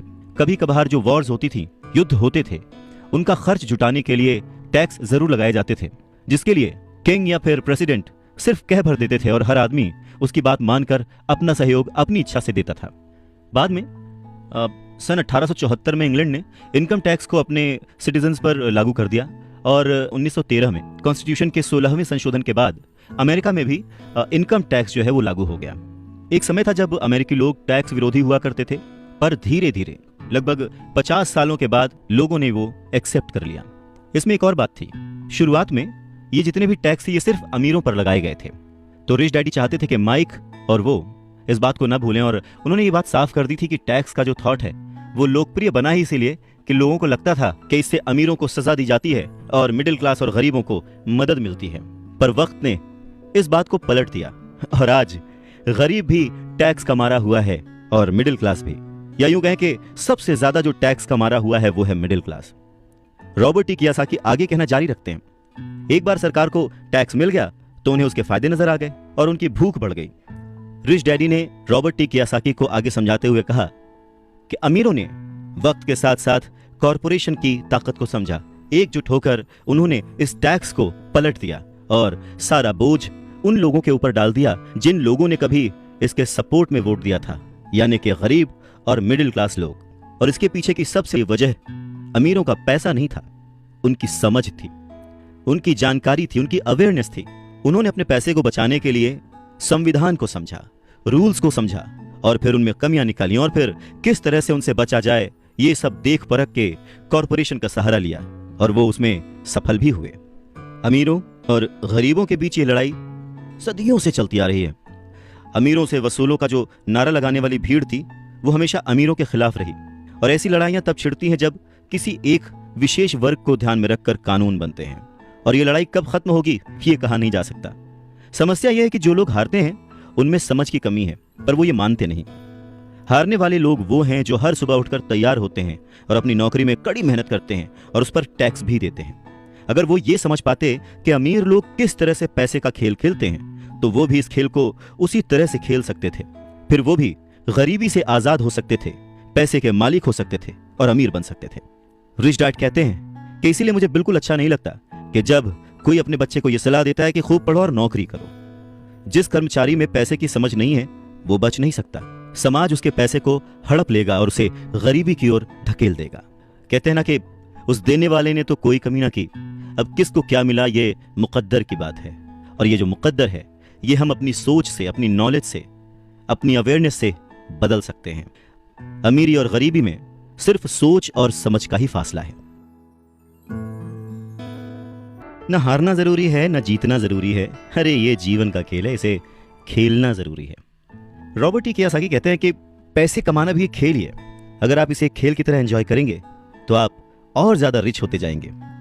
हर हफ्ते वो निवेश करते हैं और कभी हारते हैं, कभी जीतते हैं। जब जीतते हैं तो उस निवेश को अगले हफ्ते के लिए सेव कर लेते हैं, और जब हारते हैं तो खुद से जीतने वाले की आंख में आंख डालकर कहते हैं, ठीक है, अगले सैटरडे फिर मिलते हैं। रॉबर्ट टी कियोसाकी की बात से यह समझ में आता है कि पैसा कमाना भी खेल जैसा ही है। अगर आप उसे एंजॉय करते हैं, उसके पीछे नहीं भागते हैं, तो आप धीरे धीरे ही सही पर ग्रो करेंगे और जल्द ही अमीर बन जाएंगे। इंसान गलतियां करता है और उन गलतियों से सीखता है। अमीर बनना भी कुछ वैसा ही है। कभी आप गलती करते हैं और हार जाते हैं, कभी आप उस गलती को सुधारते हैं और जीत जाते हैं। वैसे बचपन से जवानी तक जब भी हम स्कूल में पढ़ते हैं या हमारे आसपास भी, बच्चों को गलतियां करना अलाउड नहीं होता। उन्हें कहा तो जरूर जाता है कि आप गलती कर सकते हैं, पर जैसे ही बच्चा गलती करता है उसे टोक दिया जाता है, उसे रोक दिया जाता है, उसे डांटा जाता है, और धीरे धीरे हमारे मन में ये धारणा बन जाती है कि गलती करना इज नॉट अलाउड। पर अगर देखा जाए, हम इंसान गलती करके ही सीखते हैं। हमने आज तक जो कुछ भी अचीव किया है, अपनी गलतियों से अचीव किया है। इसी बात को आगे बढ़ाते हुए रॉबर्ट टी कियोसाकी कहते हैं कि इन्वेस्टर्स दो तरह के होते हैं। पहले वो जो नॉर्मल इन्वेस्टर्स होते हैं, जो एक पैकेज में निवेश करते हैं, रिटेल आउटलेट में फ़ोन करते हैं, जैसे एक रियल एस्टेट कंपनी या स्टॉक ब्रोकर या फाइनेंशियल प्लानर को, और फिर वो कुछ छोटा छोटा खरीद लेते हैं। ये एक म्यूचुअल फंड, स्टॉक या बॉन्ड हो सकता है। ये निवेश का एक अच्छा और साफ सुथरा तरीका है और आसान भी है। ये उसी तरह की खरीदारी हो गई जैसे कि कोई कस्टमर कंप्यूटर स्टोर में जाकर शेल्फ पर रखे कंप्यूटर को खरीद ले। वहीं दूसरी तरह के जो इन्वेस्टर्स होते हैं, वो अपने इन्वेस्टमेंट को बनाते हैं। वो किसी दूसरे से नहीं खरीदते, वो अपना इन्वेस्टमेंट खुद बनाते हैं। इस तरह के इन्वेस्टर्स आमतौर पर अपने सौदों को असेंबल करते हैं। जिस तरह कंप्यूटर इंजीनियर कंप्यूटर के पुर्जों को असेंबल करते हैं, वो अलग अलग जगहों से सस्ते पार्ट्स लाते हैं और उन पार्ट्स से एक पूरा कंप्यूटर असेंबल करते हैं, जो कि उन्हें बहुत सस्ता पड़ता है, और फिर वो उसे महंगे दामों में बेच देते हैं। ठीक उसी तरह से जो दूसरा निवेशक है, वो आर्थिक अवसरों के पुर्जों को अच्छी तरह से ऑब्जर्व करता है। ठीक इसी तरह से जो दूसरा इन्वेस्टर है, वो समय को पहचानता है और मौके की नजाकत को देखते हुए, अपने कमर्शियल फायदे को देखते हुए चीजों को इस्तेमाल करता है। और जो दूसरे किस्म का इन्वेस्टर है, सच में वही प्रोफेशनल इन्वेस्टर होता है। अमीर बनने की राह में, रिच बनने की राह में यह जानना बहुत जरूरी है कि किस समय पर क्या एक्शन लिया जाए जिससे आपकी किस्मत बदल जाए और आपको नुकसान भी ना हो। अगर आप दूसरे किस्म के इन्वेस्टर बनना चाहते हैं तो आपको खास तौर से इन 3 क्वालिटीज को अपने अंदर इंप्रूव करना होगा, क्योंकि फाइनेंशियल इंटेलिजेंस के अलावा इन क्वालिटीज की भी जरूरत होती है। पहला, किस तरह ऐसे मौके को खोजें जो दूसरों को दिखाई नहीं देता। दूसरे लोग अपनी आंखों से उस मौके को नहीं देख पाते, पर आप अपने दिमाग से और अपने एक्सपीरियंस से उन मौकों को देख सकते हैं। एग्जाम्पल के लिए, रॉबर्ट टी कियोसाकी के एक दोस्त ने एक पुराना घर खरीदा जो देखने में बुरा था। हर एक को हैरत थी कि उसने इसे खरीद क्यों लिया, पर दूसरे जो नहीं देख पाए थे वो उनके दोस्त ने देख लिया था, और वो था घर के साथ 4 खाली जमीन के टुकड़े। घर खरीदने के बाद उसने उसे तोड़ा और उन 5 प्लॉट्स को मिलाकर बिल्डर को बेच दिया। इस सारे डील में उसे जो उसने पैसा लगाया था वो तो मिला ही, उसके ऊपर से 3 गुना रकम और मिली। उसने सिर्फ 2 महीने के काम में लाखों रुपए कमा लिए, जो कि उनके लिए बहुत ज्यादा नहीं थी, पर फिर भी देखा जाए कि उन 2 महीनों की मेहनत में अगर वो जॉब में होता तो कितना कमाता वर्सेस उसने इस डील से जो कमाया। दूसरा पॉइंट, पैसा किस तरह से इकट्ठा किया जाए। औसत आदमी बैंक जाता है, पर इस दूसरे किस्म के इन्वेस्टर को यह पता होना चाहिए कि पैसा किस तरह जुटाया जाए और बिना बैंक जाए, बिना लोन लिए किस तरह से पैसा इकट्ठा किया जाए। रॉबर्ट टी कियोसाकी कहते हैं कि उन्होंने भी यह सीखा कि बिना बैंक की मदद लिए घर कैसे खरीदे जा सकते हैं। घर खरीदना बहुत इंपॉर्टेंट नहीं है, पर पैसा इकट्ठा करना बहुत इंपॉर्टेंट है और बहुत ही रेयर आर्ट है। अक्सर वो लोगों को ये कहते सुनते हैं कि बैंक मुझे लोन नहीं दे रहा, या मेरे पास इसे खरीदने के लिए पैसे ही नहीं है। अगर आप दूसरे किस्म के इन्वेस्टर बनना चाहते हैं तो आपको ये सीखने की जरूरत है, क्योंकि ज्यादातर लोग सिर्फ इसीलिए सौदे नहीं कर पाते क्योंकि उनके पास पैसा ही नहीं होता। तो अगर आप इस प्रॉब्लम को पार कर सकते हैं तो आप एक सच्चे इन्वेस्टर हो सकते हैं और बहुत प्रॉफिट कमा सकते हैं। तीसरा पॉइंट, किस तरह से स्मार्ट लोगों को इकट्ठा किया जाए। ऐसे लोग बहुत समझदार होते हैं जो या तो अपने से ज्यादा समझदार लोगों के साथ काम करते हैं या फिर उन्हें अपने साथ काम पर रख लेते हैं। जब भी आपको सलाह की जरूरत होगी ना, तो यही समझदार लोग आपके सलाहकार का काम करेंगे। तो सीखने के लिए बहुत कुछ है, पर हाँ, अगर आपने मन लगाकर सीखा तो आपको उसके फायदे भी बहुत मिलेंगे। पर हाँ, अगर आपके अंदर इतनी इच्छा नहीं है, आप इतना टाइम नहीं दे सकते, आप उतने अमीर नहीं बनना चाहते, तो फिर आपको पहले किस्म का ही इन्वेस्टर बने रहना चाहिए। आप तो जानते हैं वही आपकी सबसे बड़ी पूंजी है। आप जो नहीं जानते वही आपका सबसे बड़ा जोखिम है। जोखिम तो हमेशा रहता है, इसीलिए इससे बचने के बजाय इसे मैनेज करना सीखें, तभी आप तरक्की कर पाएंगे और अमीर बन पाएंगे। जब जिंदगी आपको नींबू थमाए तो जल्दी से शरबत बना लो और पी लो। अवसर पहचानना किसी भी इन्वेस्टर की सबसे बड़ी क्वालिटी होती है। फाइनेंशियल बुद्धि का मतलब है ज्यादा विकल्प होना। अगर अवसर आपके सामने आ ही नहीं रहे हैं तो फिर आप अपनी गरीबी को सुधारने के लिए और क्या कर सकते हैं। अगर कोई अवसर आपकी झोली में आकर गिर जाए पर आपके पास पैसा ही नहीं है और आप उसमें इन्वेस्ट ही नहीं कर सकते, ऊपर से बैंक वाले आपको उधार नहीं दे रहे, आप पैसे का कहीं से इंतजाम नहीं कर पा रहे, तो फिर उस मौके का आप फायदा कैसे उठा सकते हैं। मान लीजिए अगर आपका अनुमान जो है वो गलत हो जाए और अगर आप जिसकी उम्मीद करते हैं वो नहीं हो, तो फिर आप क्या करेंगे? कैसे एक छोटी सी चीज को लाखों में बेचेंगे? अगर ये करना आपको आता है तो इसे ही कहते हैं फाइनेंशियल बुद्धि, यानी फाइनेंशियल इंटेलिजेंस। ज्यादा मतलब नहीं इस बात से। एग्जाम्पल लेते हैं कि एक नींबू है और उसको लाखों में बेचना है, तो लाखों में बदलने के लिए कितने अलग अलग तरह से आप उसको यूज कर सकते हैं। इसका मतलब है कि आप अपनी पैसे की समस्याओं को सुलझाने में कितने क्रिएटिव हैं। ज्यादातर लोग केवल एक समाधान जानते हैं, नींबू निचोड़ो और शरबत बना के पी लो, यानी कि कड़ी मेहनत करो, बचत करो और उधार लो। तो आपको अपनी फाइनेंशियल बुद्धि क्यों बढ़ानी चाहिए? रॉबर्ट टी कियोसाकी कहते हैं, क्योंकि आप उस तरह का इंसान होना चाहते हैं जो अपनी किस्मत खुद लिखता हो। आप जो हो रहा है उसे होने देते हैं और उसे बेहतर में बदलने की ताकत रखते हैं। ऐसे बहुत कम लोग ये बात समझ पाते हैं कि किस्मत भी हम ही लिखते हैं। जिस तरह की पैसा बनाया जाता है, अगर आप ज्यादा किस्मत वाले होना चाहते हैं और ज्यादा पैसा बनाना चाहते हैं तो बहुत कड़ी मेहनत करने के अलावा आपको अपनी फाइनेंशियल बुद्धि को भी तैयार करना होगा, सीखना होगा। अगर आप इस तरह के आदमी हैं जो सही चीज होने का इंतजार करता है तो शायद आपको बहुत लंबे समय तक इंतजार करना पड़ सकता है। ये तो बस उसी तरह की बात हो गई कि आप गैरेज से गाड़ी निकालने के पहले ये डिसाइड करना चाहते हैं कि भाई अगले 5 मील तक सभी स्ट्रीट लाइट्स ठीक रहेंगी, बर्फ नहीं गिरेगी, एक्सीडेंट नहीं होगा, वगैरह वगैरह। ये चीजें आपके कंट्रोल में नहीं है। आपके कंट्रोल में है सिर्फ गाड़ी चलाना। ठीक उसी तरह से आपके कंट्रोल में है अपने प्लान्स बनाना, अपनी समझ और सूझबूझ का इस्तेमाल करते हुए। जिस काम से आप एक महान इंसान बन सकते हैं, एक अमीर इंसान बन सकते हैं, क्या वो काम आप चंद पैसों के लिए करेंगे? नहीं ना। सीखने के लिए काम करें, पैसों के लिए नहीं। रॉबर्ट टी कियोसाकी एक घटना का जिक्र करते हैं। कहते हैं कि 1995 में मैंने सिंगापुर के एक अखबार में इंटरव्यू दिया। अब युवा महिला रिपोर्टर बहुत ही टाइम पे आ गई और इंटरव्यू शुरू हो गया। हम एक बहुत ही बड़े से होटल की लॉबी में कॉफी पी रहे थे और मेरा जो सिंगापुर जाने का रीजन था उसके बारे में डिस्कशन कर रहे थे। तभी उस रिपोर्टर ने मुझसे कहा, एक दिन मैं भी आपकी तरह एक बेस्ट सेलिंग लेखक बनना चाहती हूँ। मैंने उसके कई राइटअप्स और लेख पढ़े थे और उनसे प्रभावित भी था। वो बहुत अच्छा लिखती थी, बहुत ही साफ। तो मैंने उसे कहा, बिल्कुल आप कर सकती हैं, क्योंकि आप जो लिखती हैं वो बहुत ही बढ़िया है। वैसे कौन सी चीज है जो आपको आपके सपनों को पाने से रोक रही है? उसने कहा कि मेरा काम जो है वो कभी कहीं जाता है, कभी कहीं जाता है। हर आदमी कहता है कि मेरे उपन्यास बहुत बढ़िया हैं, पर एक्चुअली होता कुछ नहीं है। इसलिए मैं अखबार में काम कर रही हूँ, कम से कम इससे मेरा खर्च तो चली जाता है। अब आपके पास कोई सुझाव है क्या इस बारे में? मैंने कहा, हाँ बिल्कुल है। सिंगापुर में मेरा एक दोस्त है, वो एक स्कूल चलाता है जहां लोगों को बाइंग सेलिंग रिलेटेड ट्रेनिंग दी जाती है। वो सिंगापुर में कई बहुत ही बड़े बड़े कॉर्पोरेशंस के लिए सेल्स ट्रेनिंग कोर्स चलाता है और मैं समझता हूं कि उसके कोर्स में शामिल होने से आपका करियर बहुत ज्यादा आगे चला जाएगा।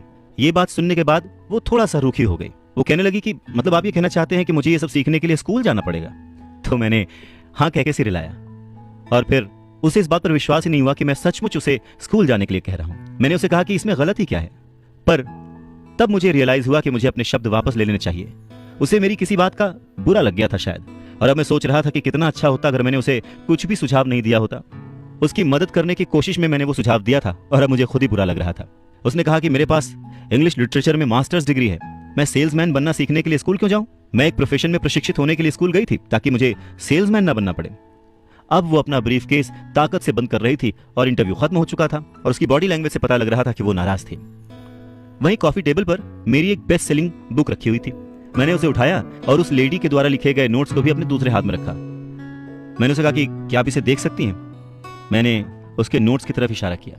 उसने अपने नोट्स पर नजर डाली। क्या? उसने उलझन में कहा। एक बार फिर मैंने उसके नोट्स की तरफ जानबूझकर इशारा किया। एक बार फिर मैंने उसके नोट्स की तरफ जानबूझकर इशारा किया, जिस पर उसने लिखा था, रॉबर्ट कियोसाकी बेस्ट सेलिंग लेखक, यहां पर बेस्ट सेलिंग राइटर लिखा हुआ है, ना कि बेस्ट राइटिंग राइटर। तब उसे मेरी बात समझ में आई। लहरों से डर करके नौका पार नहीं होती, कोशिश करने वालों की हार नहीं होती। रॉबर्ट टी कियोसाकी कहते हैं कि जब आप रिच बनने की सोचते हैं, रिच बनने की ठानते हैं, अमीर बनने की कोशिश करते हैं, तो बहुत सारी बाधाओं को पार करना पड़ता है। तो उनके अनुसार अमीरी की राह में ऐसी 5 बाधाएं हैं जो लोगों को रोकती हैं आगे बढ़ने से। सो पहला कारण है डर, पैसा खोने के डर से पार पाना। रॉबर्ट टी कियोसाकी कहते हैं कि वो अपनी जिंदगी में ऐसे न जाने कितने अमीर लोगों से मिले हैं जिन्हें पैसे का नुकसान हुआ है, पर वो फिर भी अमीर हैं। पर ऐसे एक भी गरीब इंसान से नहीं मिले हैं जिसने अपनी एक दमड़ी भी खोई है अमीर बनने की राह में, इन्वेस्टमेंट की राह में। पैसा खो जाने का डर बहुत ही नेचुरल है, बहुत ही स्वाभाविक है। ये हर इंसान को होता है, अमीरों को भी होता है, गरीबों को भी होता है। पर प्रॉब्लम डर नहीं है, प्रॉब्लम है कि आप इस डर का सामना किस तरह से करते हैं। पैसा खोने के बाद की स्थिति से, उसकी सिचुएशन से किस तरह से बाहर आते हैं, आप अपनी असफलताओं को किस तरह से ट्रीट करते हैं, ये आपकी लाइफ में बहुत इंपॉर्टेंट है। ये आपकी लाइफ में केवल पैसे के बारे में नहीं है, बल्कि हर चीज के बारे में है। एक अमीर आदमी और एक गरीब आदमी के बीच का जो अंतर होता है वो बस यही होता है कि अमीर आदमी अपने डर से किस तरह से जीतता है और गरीब आदमी अपने डर से किस तरह से हार जाता है। लोगों के पैसा खोने का डर ठीक वैसा ही है जैसे कि मोटरसाइकिल से गिरने पर चोट लगने का डर। उस चोट लगने के डर से ज्यादा एक्साइटमेंट आपको उस बाइक को चलाने का होता है, और उसी एक्साइटमेंट में, उसी खुशी में आप बाइक चलाना सीख लेते हैं। ठीक वैसे ही पैसे के खोने के डर से ज्यादा उसे अर्न करने की खुशी अगर आपको हो, तो आप धीरे धीरे प्लान वे में एसेट्स पर ध्यान देंगे, उन्हें खरीदेंगे और एक वक्त पर अमीर बन जाएंगे। मैं अकेला ही चला था जानिबे मंजिल, मगर लोग यूं जुड़ते गए और कारवां बनता गया। रॉबर्ट टी कियोसाकी कहते हैं कि पैसा मेरे लिए काम करे और मैं पैसे के लिए काम ना करूं। मेरा ये पहला सबक दरअसल ताकत के बारे में है। अगर आप पैसे के लिए काम करते हैं तो आप ताकत को अपने बॉस के हाथ में दे देते हैं, या आप जिसके लिए काम कर रहे होते हैं आप अपनी आज़ादी उसके हाथ में दे देते हैं। अगर आपका पैसा आपके लिए काम करता है तो आप अपने पैसे के, अपने काम के, अपनी जिंदगी के खुद मालिक होते हैं। एक बार हमें हमारे लिए काम करने वाले पैसे की ताकत का ज्ञान हो जाए, फिर हमें पैसे के लिहाज से स्मार्ट हो जाना चाहिए और हमें डराने वाले लोगों से निपटने के लिए रास्ते ढूंढ लेने चाहिए। पर ऐसा करने के लिए आपको कानून की समझ होनी चाहिए, अपने आसपास की समझ होनी चाहिए, मार्केट में क्या चल रहा है इस बात की समझ होनी चाहिए, और सिस्टम कैसे काम करता है इसकी भी समझ होनी चाहिए। अगर आप अवेयर नहीं हैं, मतलब नॉलेजेबल नहीं हैं, ज्ञानी हैं, आप केयरलेस हैं, अपनी चीज़ों को समझना नहीं चाहते, तो आपको बड़ी आसानी से डराया और हराया जा सकता है। अगर आप जानते हैं कि आप क्या बात कर रहे हैं और मुसीबत कैसी है और उसे कैसे सॉल्व किया जाए, तो आपको आसानी से डराया नहीं जा सकता। रॉबर्ट कियोसाकी के रिच डैडी हमेशा उन्हें ये कहा करते थे कि स्मार्ट बनो, ताकि तुम्हें कोई भी कहीं से भी आके धक्का ना दे जाए। और उन्होंने अपनी ज़िंदगी में बस इसी उसूल को अपनाया था। वो कानून जानते थे क्योंकि वो कानून का आदर करते थे। वो कानून जानते थे क्योंकि कानून न जानना बहुत महंगा साबित हो सकता था। अगर आप जानते हैं कि आप सही हैं तो आप किसी से भी उलझने से नहीं डरेंगे, आप किसी के भी सामने अपनी बात रखने से नहीं डरेंगे, चाहे आपका मुकाबला विश्व के सबसे ताकतवर आदमी से ही क्यों ना हो। तो रॉबर्ट टी कियोसाकी के जो पुअर डैड थे वो हमेशा उन्हें मोटिवेट करते थे कि वो कुछ भी करके एक अच्छी सी नौकरी कर लें, कॉर्पोरेशन में किसी ऊंचे पद पर चले जाएं। और यही बात जब रॉबर्ट टी कियोसाकी ने अपने रिच डैड से शेयर की तो वो हंसे और उन्होंने कहा कि उस कॉर्पोरेट लैडर पर चढ़ने की बजाय क्यों ना उसका मालिक ही बन जाया जाए। बचपन में रॉबर्ट टी कियोसाकी को यह समझ नहीं आया था कि कॉर्पोरेशन के मालिक होने से रिच डैड का क्या मतलब था। पर मुद्दे की बात यह है कि अगर रॉबर्ट टी कियोसाकी के रिच डैड नहीं होते तो वो अपने पुअर डैड की बात मानकर किसी जगह नौकरी कर रहे होते। उनके रिच डैड ने बार बार याद दिलाया कि भीड़ के साथ चलने की जरूरत नहीं है, अपनी सोच रखो, अपनी समझ रखो और फिर अपनी जिंदगी की दिशा खुद तय करो। रॉबर्ट टी कियोसाकी अपनी कहानी कहते हैं कि जब तक मैं 25 साल का हुआ तब तक मेरे रिच डैड की सलाह मुझे समझ नहीं आती थी। उन्होंने कुछ दिन पहले ही मरीन कॉर्प्स छोड़ी थी और जेरोक्स कंपनी के लिए काम कर रहे थे। वहां उन्हें बहुत पैसा मिल रहा था, पर बार बार अपनी तनख्वाह को चेक करते थे और हमेशा निराश होते थे। टैक्स इतना ज्यादा कटता था कि उन्हें और ज्यादा काम करना पड़ता था अपनी जरूरतों को पूरा करने के लिए। धीरे धीरे वो सफल होने लगे, सक्सेसफुल होने लगे। तो उनके जो बॉसेस थे उन्होंने उनको प्रमोशन दी और सैलरी बढ़ा दी। उन्हें ये बात सुनकर बहुत अच्छा लगा और जैसे ही उन्होंने अपनी ये बात अपने रिच डैड से शेयर की तो उन्होंने कहा, अच्छा तो तुम्हारे बॉस अमीर बन रहे हैं, तुम्हारी कंपनी अमीर बन रही है, तुम किसके लिए काम कर रहे हो, तुम किसे अमीर बना रहे हो। तो बस 1974 में जेरोक्स के कर्मचारी के रूप में ही उन्होंने अपना पहला कॉर्पोरेशन बनाया और अपने काम से काम रखना शुरू कर दिया। पहले से ही उन्होंने संपत्ति वाले कॉलम में कुछ चीजें लिख रखी थी और खरीद रखी थी, पर अब उन्होंने ये ठान लिया था कि उन्हें और ज्यादा बढ़ाना है, उन्हें अपने एसेट्स और बढ़ाने हैं और अपनी लायबिलिटीज को और कम करना है। जैसे जैसे वक्त बीतता गया, जैसे जैसे रॉबर्ट टी कियोसाकी पैसे को समझते गए, इसके गणित को समझते गए, इसके व्यवहार को समझते गए, उन्हें अपने रिच डैडी की सलाह समझ में आने लगी। एक बार उन्होंने अपने काम से काम रखने की ठान ली और अपनी संपत्तियां, अपने एसेट्स बढ़ाने शुरू कर दिए और एक बेहतरीन कर्मचारी बन गए। उनके पास अब एक लक्ष्य था। वो सुबह जल्दी जाते थे, मेहनत से काम करते थे, ज्यादा से ज्यादा पैसे कमाते थे और अपने रियल एस्टेट में इन्वेस्ट करते थे। और वो दौर भी ऐसा था कि उस समय नई नई चीजें, नए नए डेवलपमेंट्स हो रहे थे जिसमें संभावनाएं तलाश की जा सकती थी। तो उन्होंने जेरोक्स मशीनें बेची। जितनी ज्यादा वो मशीनें बेचते, उन्हें उतना ही ज्यादा फायदा होता, लेकिन वो फायदा उनकी जेब में नहीं जाता, वो फायदा जाता कंपनी को, और रॉबर्ट टी कियोसाकी की जेब से कटता था टैक्स। ये बहुत ही मोटिवेशनल था। इस सिचुएशन में लोग हताश हो जाते हैं, पर रॉबर्ट टी कियोसाकी ने इसको पॉजिटिवली लिया और वो इस नौकरी के जाल से बाहर निकल आए।